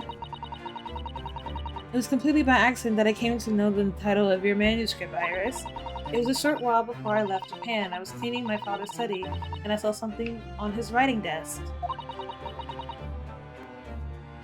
Can anyone tell me why a raven is just like a writing desk? A large box of papers. There was a label affixed to the box that was written in English. It read, The Hound of Baskerville. What? My Baskerville story? Of course, I had no idea where it was at the time. But father came in and... They both have inky quills.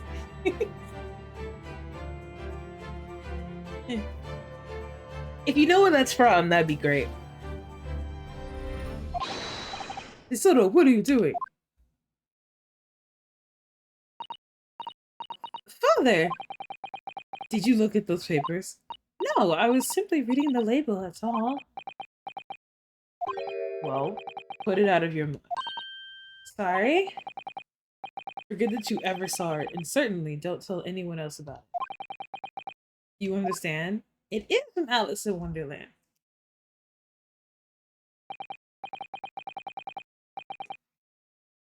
But what was Iris manuscript doing in Japan?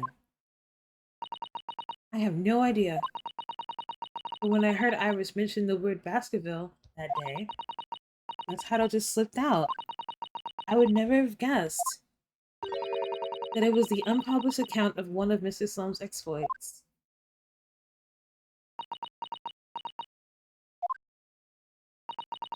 When I returned to Japan, I asked Father to explain. Take your time, have a good day. But thank you for visiting. But when he refused to answer any of my questions, and there was no sign of the big box in his office.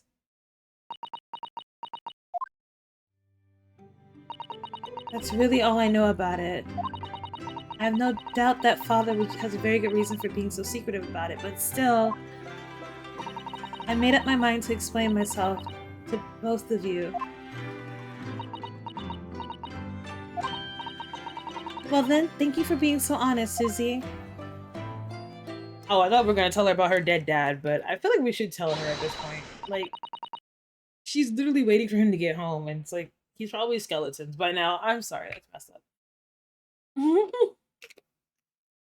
Where's my dad? I'm highly happy for my dad to come. Just throws out a box of skeletons. Here he is.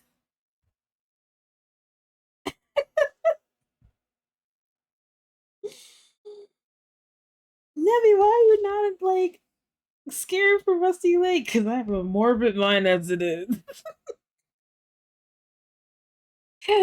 So, Mr. Naruhodo, I'm ready to start investigating if you are. I've committed every detail about this case to memory. And Iris has told me about the disturbing happenings at the Waxwork Museum as well. So, you're finally abreast of the situation already, Mr. Soto? Just nothing less, to be honest. I would think our first port of call should be to investigate this Mr. 𝕤𝕒𝕤𝕤.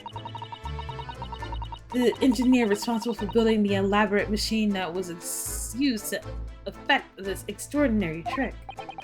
Yes, a conjurer of sorts, but some sort, about the sound of it, well known in the fields of science and magic. Then we need to go and arrest him. Well, yes, he must know the truth behind the case, so I agree we really need to find the man. It sounds like it's a case of tracking someone down, which is a job for the police, or a great detective.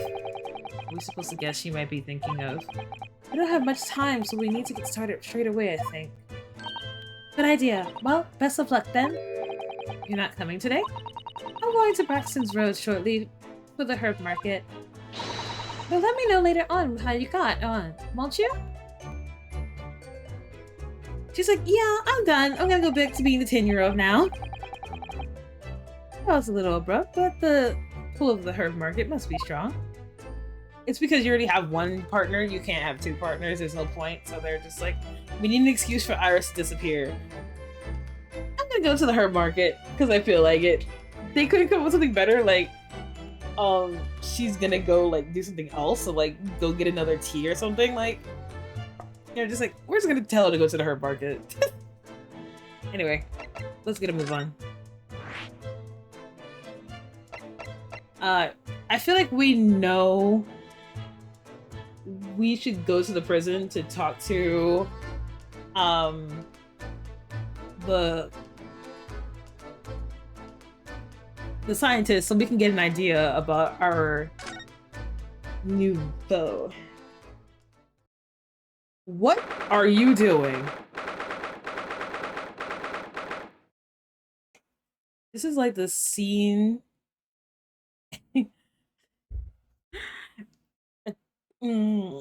It's turning to be like, you can have a small child or the young adult, never both. This is like the scene in Sherlock Holmes where, like, the crazy guy who's doing black magic has written all over his prison cell, and Holmes is just like, I love what you did with the place.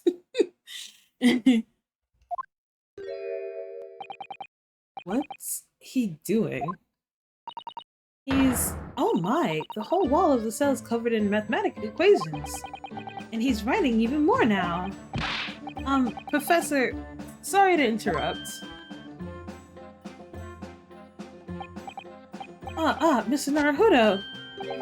And who was this young lady? My name is 𝕤𝕒𝕒𝕒𝕒. I'm Mr. Naruhodo's judicial assistant. It's a pleasure to meet you, Professor. Oh, if only I'd met a refined young woman like you sooner! None of this would have been happening. No, that's not logical. That makes no sense at all. Oh dear, I'm sorry if my presence here upsets you. I owe you an apology too, Professor. I didn't manage to deliver what I promised you in court this morning. Oh no. The thing is, this whole miserable affair, it all happened because I've been such a complete and utter colt. Professor Hairbrain?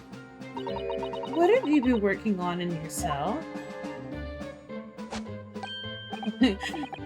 You mean that? Oh dear, how embarrassing. I was suddenly struck by an idea, you see, and I simply had to write it down. The wall was all I had to hand. Oh, is it a new hypothesis? Something to suppress the high volume vultures in instantaneous kinesis, maybe? Oh, no. Actually, this is my autobiography. Wait, I'm gay. Young woman wouldn't have helped. I imagine Mr. Hairbrain might be too... I feel like he would have fit in, sadly, with Big Bang Theory boys. Which, oh my god, let's not. I'll probably go into a whole rant about how I cannot stand the Big Bang Theory and the way that it, like, did a whole, like, speed dive to giving every single one of them a partner. Based almost damn near every single one of them a partner. Like, and the way that they went about giving each one the partner, and how each of the partners literally frustrate me so much. It's like, it's almost, in a way, to me, nice guy bait, and I hate it. It's so... oh my god, like...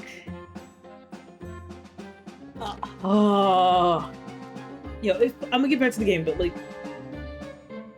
I used to watch it, right? And I thought it was interesting because it was about like nerd guys, you know, existing as adults and just how weird they can be and whatever, like these geniuses, right?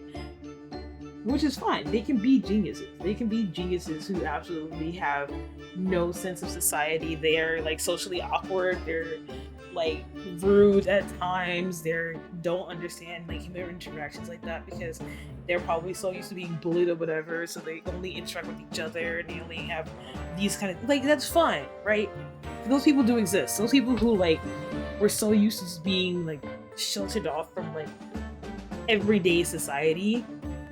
To say society, but I mean like from like the popular of crowds, like the regular of crowds, because when you're smart, and you tend to get grouped with people who are just as smart as you are, so that makes sense to me that they would be like that they wouldn't get certain social cues, that they wouldn't understand certain things, but they're still like relevant enough to understand like what's popular or whatever, right? Because I get that, right? What I don't get is when they pair them up with people. Sorry, this is not important. And it makes no sense how these pairings work. Like, it's fine if you pair these smart people with other smart women who are just as geniuses in their fields, but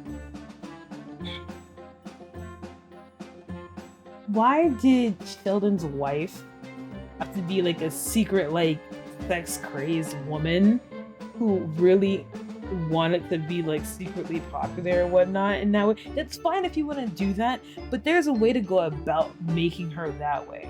And then why did you make like this is a lot of their personalities that doesn't scream they should have date women. They should have such a hard time with women that like it wouldn't have worked that way to me. Like it doesn't work that way to me. I just don't get, I don't have the proper explanation right now about why why Big Bang Theory upsets me, because it makes no sense to me. Like, it just doesn't. There's like a lot of it that like, each and every one of their personalities does not fit the women that they're matched with. Like, in reality, if you really told me that these people were gonna mostly end up married in relationships like they are, that wouldn't have worked. Their first picks wouldn't have worked out. Like, it wouldn't have worked out. And I'm aware some people are gonna argue, oh, it's a TV show, it's a TV show. Yeah, but like, what makes TV more interesting to watch is when it's semi-realistic. For example, let's take Abbott Elementary. Abbott Elementary is the show that I was like hesitant on because of the format. And oh, what's good, Sadie? I do see you. Abbott Elementary works because of its format and its humor and how it's like it blends together. Now, I normally am not for like that kind of office kind of format where they're talking to the camera and then like, I'm normally not into stuff like that. That doesn't usually work for me. It doesn't hit for me. But when I was watching Abbott Elementary, every joke that they made hit for me. All the characters are hella relatable. Like, none of them say things that seem bizarre or like out of pocket or like a person wouldn't say this or a person wouldn't do that. Especially a person of that caliber wouldn't do stuff like this. And even when they do have like bizarre moments or when they have like goofy moments, it's believable. Like, you can actually see someone doing something like that. Like, you can actually see people approaching relationships that way or approaching their coworkers that way. Like, everybody knows coworkers just like Janine, just like the principal, just like the janitor. Like, everybody has people that they've met in their life that act just like these people. So it's like, it works. It makes it me believable. I've never met someone who acted like Sheldon who got a wife like that. I've never met someone whose character was like Sheldon who was able to get married. I would never see that happen. That dude would have been by himself for a hot minute. Like, oh, but he wasn't by himself for a hot... No, that dude would have... If he would have dated someone, it'd have been really rare for that to happen. Like, and for it to last to be in marriage, and he still acts that way? Come on. Do you really believe that's how that would go? Anyway, rant over. Your autobiography? How I was diddled and fiddled by Albert Harebrant. How I was diddled and fiddled. It doesn't sound like an autobiography about how you were tricked. It sounds something completely different. My mind is elsewhere. Anyway. I found I can represent my odd fortunes with my only odd numbers in an ambitious set of simultaneous equations. Really? I'm going to have to pay back all the loans I took for the kinesis machine, you see? So I'm going to have a new serial publication for my new month. For next month, part 1, an odd birth, an odd upbringing. You Can't beat the man's optimism for sure. I see. Well, for now, would you mind if we talked a little about the case? Oh yes, yes, of course. I've been working through the numbers. I was fiddled by the pair of them. By Aspen, and by that aloof engineer, 𝕤𝕒𝕠𝕦𝕒. I mean, yeah, we're gonna explain that, huh? Let's talk about it, shall we? Let's talk about how you were diddled and fiddled, okay? Everything I believed in has been turned on its head.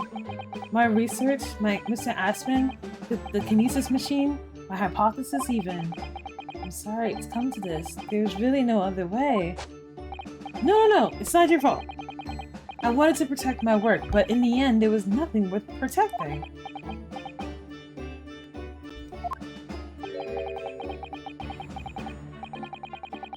It was never my intention to deceive anyone.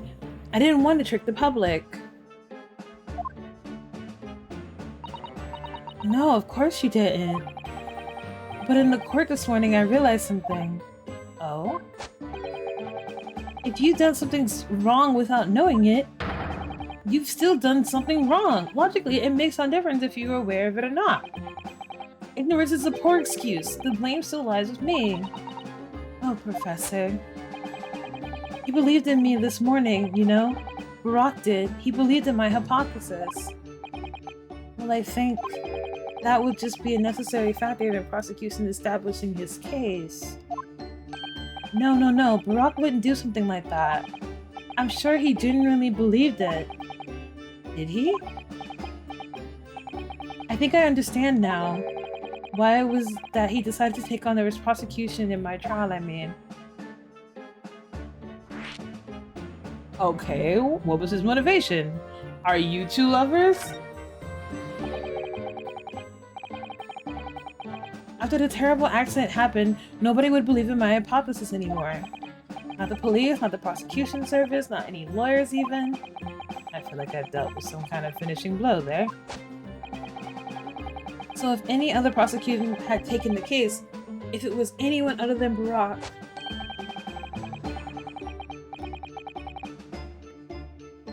I'm sure the prosecution would have declared my hypothesis a complete and utter nonsense. And if that's the case, you would have been declared a fraud yourself, Professor. Exactly, which would have been a fate worse than death for me. 𝕒𝕒𝕒𝕒 insisted that I was a proper man of science from start to finish. You think that's why he...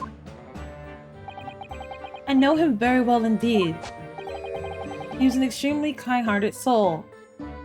That's a stretch. But that extremely kind-hearted soul spent all morning trying to paint you as a murderer, didn't he?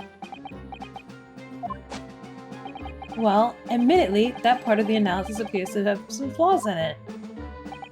And what about the whole Reaper side of things? How does that fit into the kind-hearted sort idea? Alright, well, let's talk about Mr. Aspen then. Do you think he set out to trick me from the very start? Yes! I'm sorry to say that it does seem likely, yes. When I first met him, he introduced himself as a wealthy financier. He looked over the paper I've written and said my work would benefit all humanity and must be pursued. He was so enthused. He was so empathetic. But in reality, he was a mastermind of some vast criminal network, it seems. I still can't believe it. As the machine was essentially a set decoration for some stage magic. It probably didn't require a large amount of investment, actually. But the scale of it was just some small trick. It has a very elaborate feat of deception. All the young scientists are full of hope about their beginning ideas, full of zeal. But none of us have any money. We want to do research, but we can't afford it. Many of us take on barely legal part-time work to try to earn just a few measly pennies to carry on. To go through all of that only to be taken for a complete fool. It's too rotten to believe. It is, I agree. And this is why we have to find those responsible and bring them to justice. Relatable content. Do you take measly means to make your dreams come true, Ghost? Is that what you're admitting to on my stream? Mr. Aspen is no more, which leaves only the engineer. Mr. 𝕒𝕒𝕤𝕤.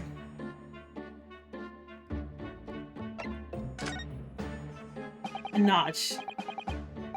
Is he an engineer or a musician or a magician or a swindler? It's about a year ago when Mr. Aspen first brought 𝕤𝕤 to meet me at my laboratory. Since then, I've met him many times to discuss details about my kinesis machine. But at no point did any of the inkling that he was just an illusionist. Oh, he definitely wasn't an just an illusionist. What do you mean? He was a wealth of deep scientific knowledge. There's no question that the man's is a genuine scientist. It's instantly apparent in conversation. I see. But the wretched man deceived you, Professor. It's unforgivable. We must do everything we can to prove and bring him to justice. Are there no more clues you can give us of his whereabouts? I'm sorry, we've only discussed the kinesis machine. Nothing else. Although, just once, I did visit his workshop. What workshop? 𝕤𝕤's enormous fabrication laboratory where he constructed my great machine. You're now remembering that you went to the place where he built the machine at? Why didn't you mention this before? And not 𝕤𝕤's workshop. There's every chance we can find the man there. Where is it, genius? Well, you've been to 𝕤𝕤's place of work then? Yes, just once, you understand. It's an enormous place, plenty of room to construct the kinesis machine, you see. Where can we find it? We have to get there at once. There's a good chance that we'll find 𝕤𝕤 there. If not, we can just run the place. Well, yes, definitely. I'm sure you're not going to want to hear this. But I have absolutely no idea where the workshop is at all. I'm so sorry. I was more than half expecting that. You see, I was blindfolded in the carriage the entire way there. This is making me want to watch Sherlock Holmes. Like, I know I've seen that movie like 12,000 times. But it's just the idea of it all that makes me want to watch it. Like, all of it. Like, this is reminding me so much of the movie itself is like, it really is drawing home to the fact that there's so many references to it for me that I'm just like, God, I really want to watch that movie now.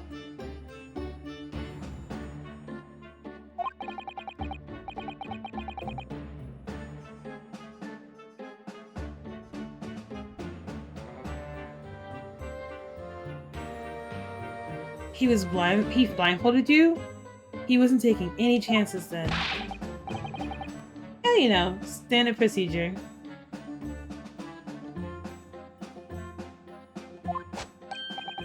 Even the oil he used was the very best, a special French machine oil that's impossible to be obtained in Britain. Ah, the indescribable scent of imported oil. Perfumers across the world should forget their secret formulas and use that instead. Weirdo.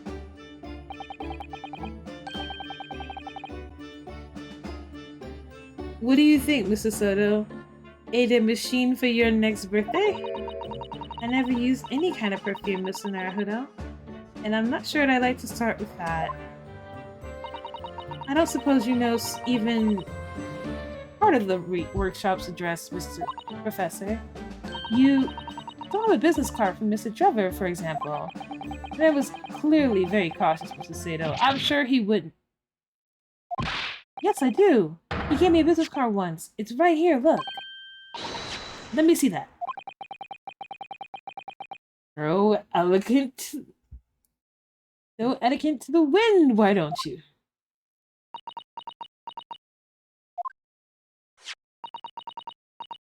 𝕤𝕒𝕚𝕤, engineer. Afraid it's all it says. There's no address. No? Oh well, I can't say I'm surprised. Still, this could be useful.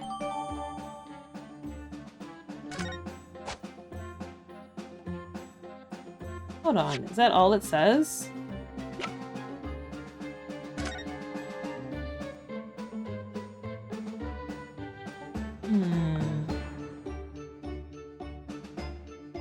Hello, hello?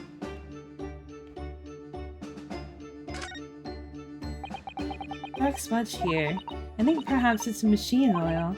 Ah yes, possibly. Professor 𝕤𝕒𝕤𝕤 mentioned something about oils, doesn't he?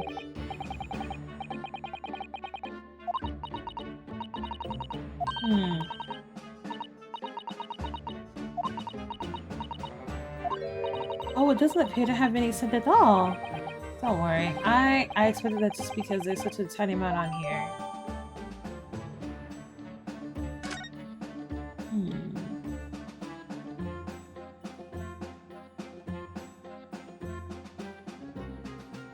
I think that's interesting that, like, these two buttons are here, but I guess the other thing was important. Oh. If we're done talking to him...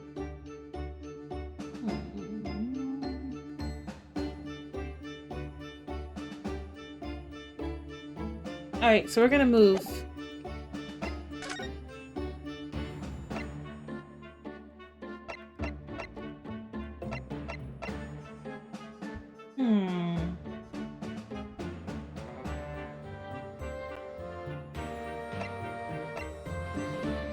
We don't need to go there. We don't need to go back there.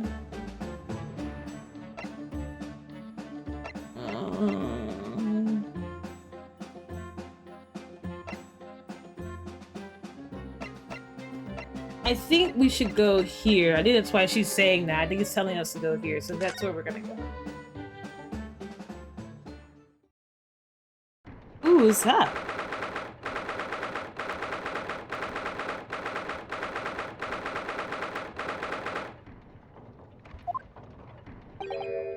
Oh, who's that standing right beside Lord Strongheart? I wonder, I've never seen her before.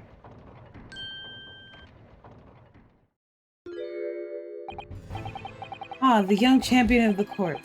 You had success this morning, I understand. And you've thrown the entire government into disarray as a result? Oh! You mean by Professor 𝕤𝕒𝕤𝕤's experiment? Damn science being discriminated at the London's Great Exhibition.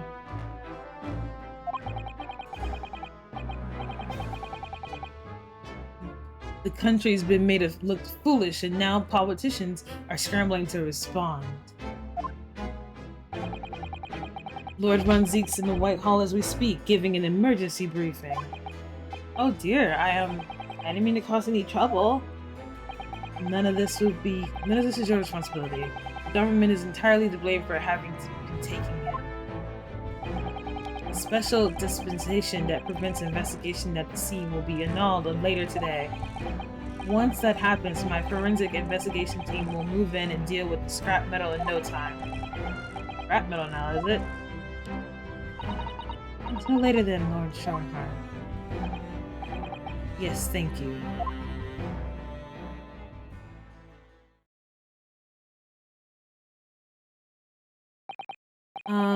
Who was that? That was Dr. Courtney Scythe, Scotland Yard's esteemed chief coroner. She's leading the forensics investigations team handling of the case. She's just delivered her report of the victim, in fact. Oh, I see. Following the outcome of this trial earlier, I asked the coroner's office to reevaluate its findings. I don't have to tell you what she's concluded. If you want to know, you have to ask her directly. You can find her in the forensics laboratory. All right. Now, what were you here to see me for? About and give you 7 minutes and 39 seconds of my time.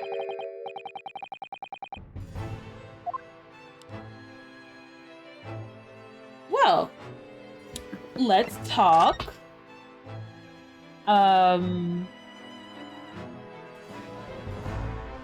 About the forensics team.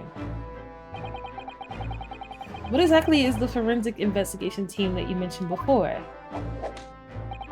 The British Empire police force must become the most extraordinary in the world. For that to happen, it's imperative that we embrace forensic science and everything it has to offer. It's first created the Forensics Investigations team a year ago, now unofficially, of course, to pave the way. Goodness, a year ago? At next month's symposium, I intend to present the results of their work to the world. Once I do that, the House of Lords will be powerless to oppose the creation of full-scale forensics division. And once that happens, the position of Lieutenant General will be mine, and criminals will suffer dearly. What do you mean? For too long, the scoundrels have made a mockery of our legal system with false evidence and bribes. But London's scum is about to be rounded up and burnt into the fires of hell. At least according to you, because it's still gonna keep going. I tend to see it personally. By creating the finest police force the world has ever known to protect our honor and future, I bit my tongue. Ow!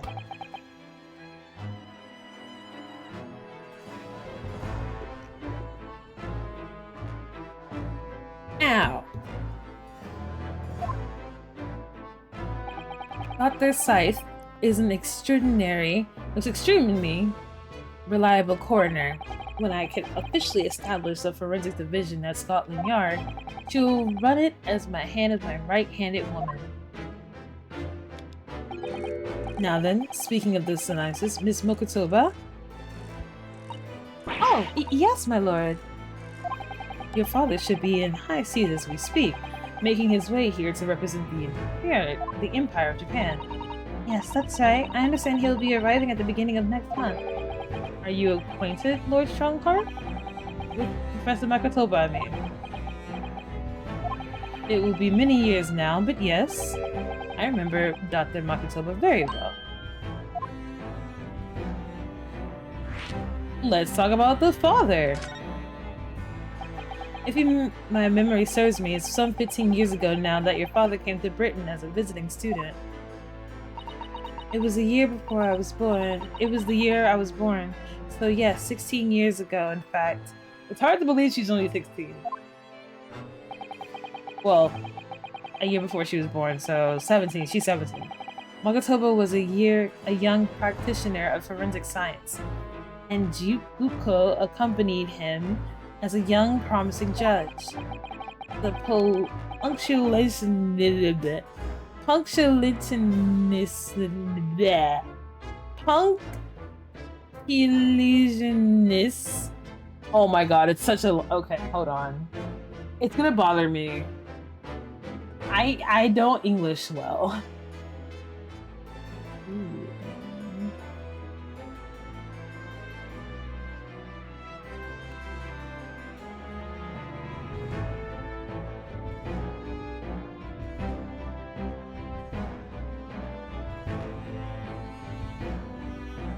Hold on. Why can't it be a whole video? Oh wait, hold on.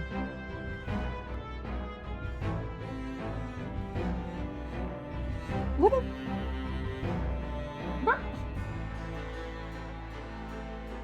Oh my lord. Am I nuts? Am I crazy?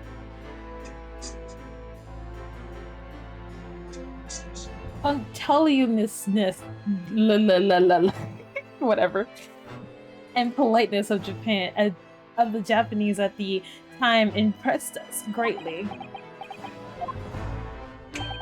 Not that I wish to imply impoliteness or carelessness on your part in any way. I didn't think that you were. Mr. Nakato studied forensics at one of our London's largest hospitals. It's such a long word. I bet you that was on like the spelling bee thing that they do. They're like, spell this, and I'd be like, use it in a sentence.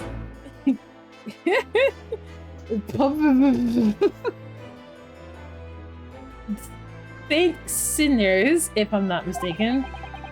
Dr. Scythe was also there then, as it happens. Then Dr. Scythe knows my father, does she? She was a young medical assistant at the time, so I doubt their paths crossed regularly. But I have no doubt that they knew each other superficially. After all, Dr. Nakato was here studying his subject for some 6 years in total. 6 years? That's a very long time to be studying abroad, isn't it? I mean, yeah, I mean...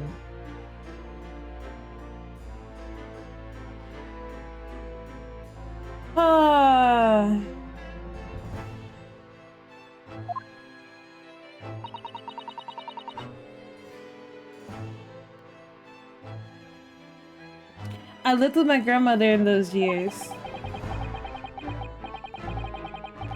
But he left his newly born daughter behind and went overseas for 6 whole years. It was a rather turbulent time at home. Oh, perhaps father wanted a reason to get away. What do you mean? Why? Well, clearly something was going on at the time.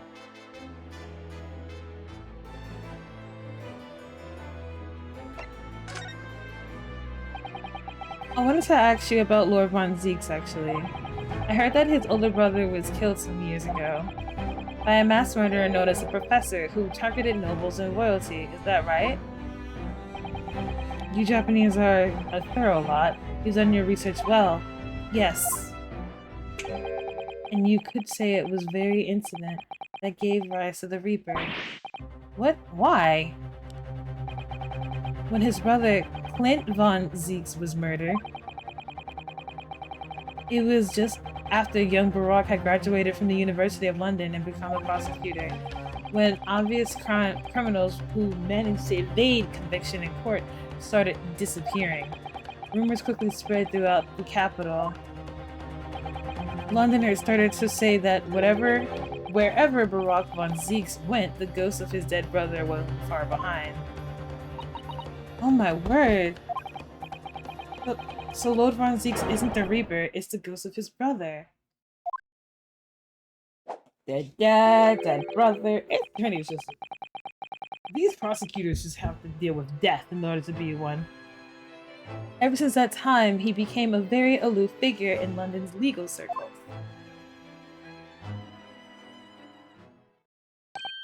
Oh yes, Lord von Strongheart. Go ahead. It's about Professor Harebraine's experimental machine. We'd like your permission to examine the remains if possible. Are you well versed in science then? Not in the slightest. In fact, you can say I'm barely aware of the subject at all until recently. Well then, with special disposition legally preventing investigation of the scene is currently being annulled. Within a few hours, Dr. Scythe's team of forensic experts will begin their own investigations. But I oppose until then. There's no harm in you looking at the wreckage, as long as you touch nothing. Thank you. Being able to look is better than nothing. Then I'll be able to see it too! Your time is up. You'll have to excuse me now, I'm afraid. My next engagement calls. We are extremely sorry to have troubled you when you are so busy, my lord. I have important matters to attend to in the preparation for the synopsis, you understand. Goodbye. Alright. I'm gonna move us to where we need to go next.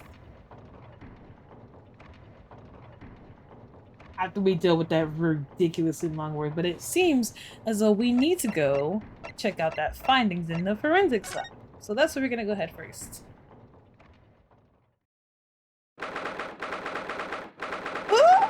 Ooh! Pretty! I believe this is it. Dr. Sei's laboratory. Chemical smell really assaults the nose, and there are plenty to assault the eyes in here too. It looks as though the doctor isn't here. But we're here now, so we might as well do some sightseeing, don't you think? What a seasoned tourist you've become, Mrs. 𝕤𝕤. We could have at least looked around, being careful not to upset any restless souls. I am going to actually save for us to be here, and we're going to park it, double park it, boom, here. I want to say I have a better understanding of the case now. I think the wax figures are going to come into play. I think Mr. Aspen is alive. I think 𝕤𝕒𝕤 is gonna be like the shady character that we dealt with the last couple of cases in the first game, where there's more to him than meets the eye. I lost a lot of energy after reading a Shin as a character name that drained 12 years from my life. And I don't even age. So let's save it here. And then when we come back, we'll be looking for more around the forensics laboratory. And it should be a wonderful time. But yeah, thank you for joining me. And I will catch y'all next time. Good night, everybody.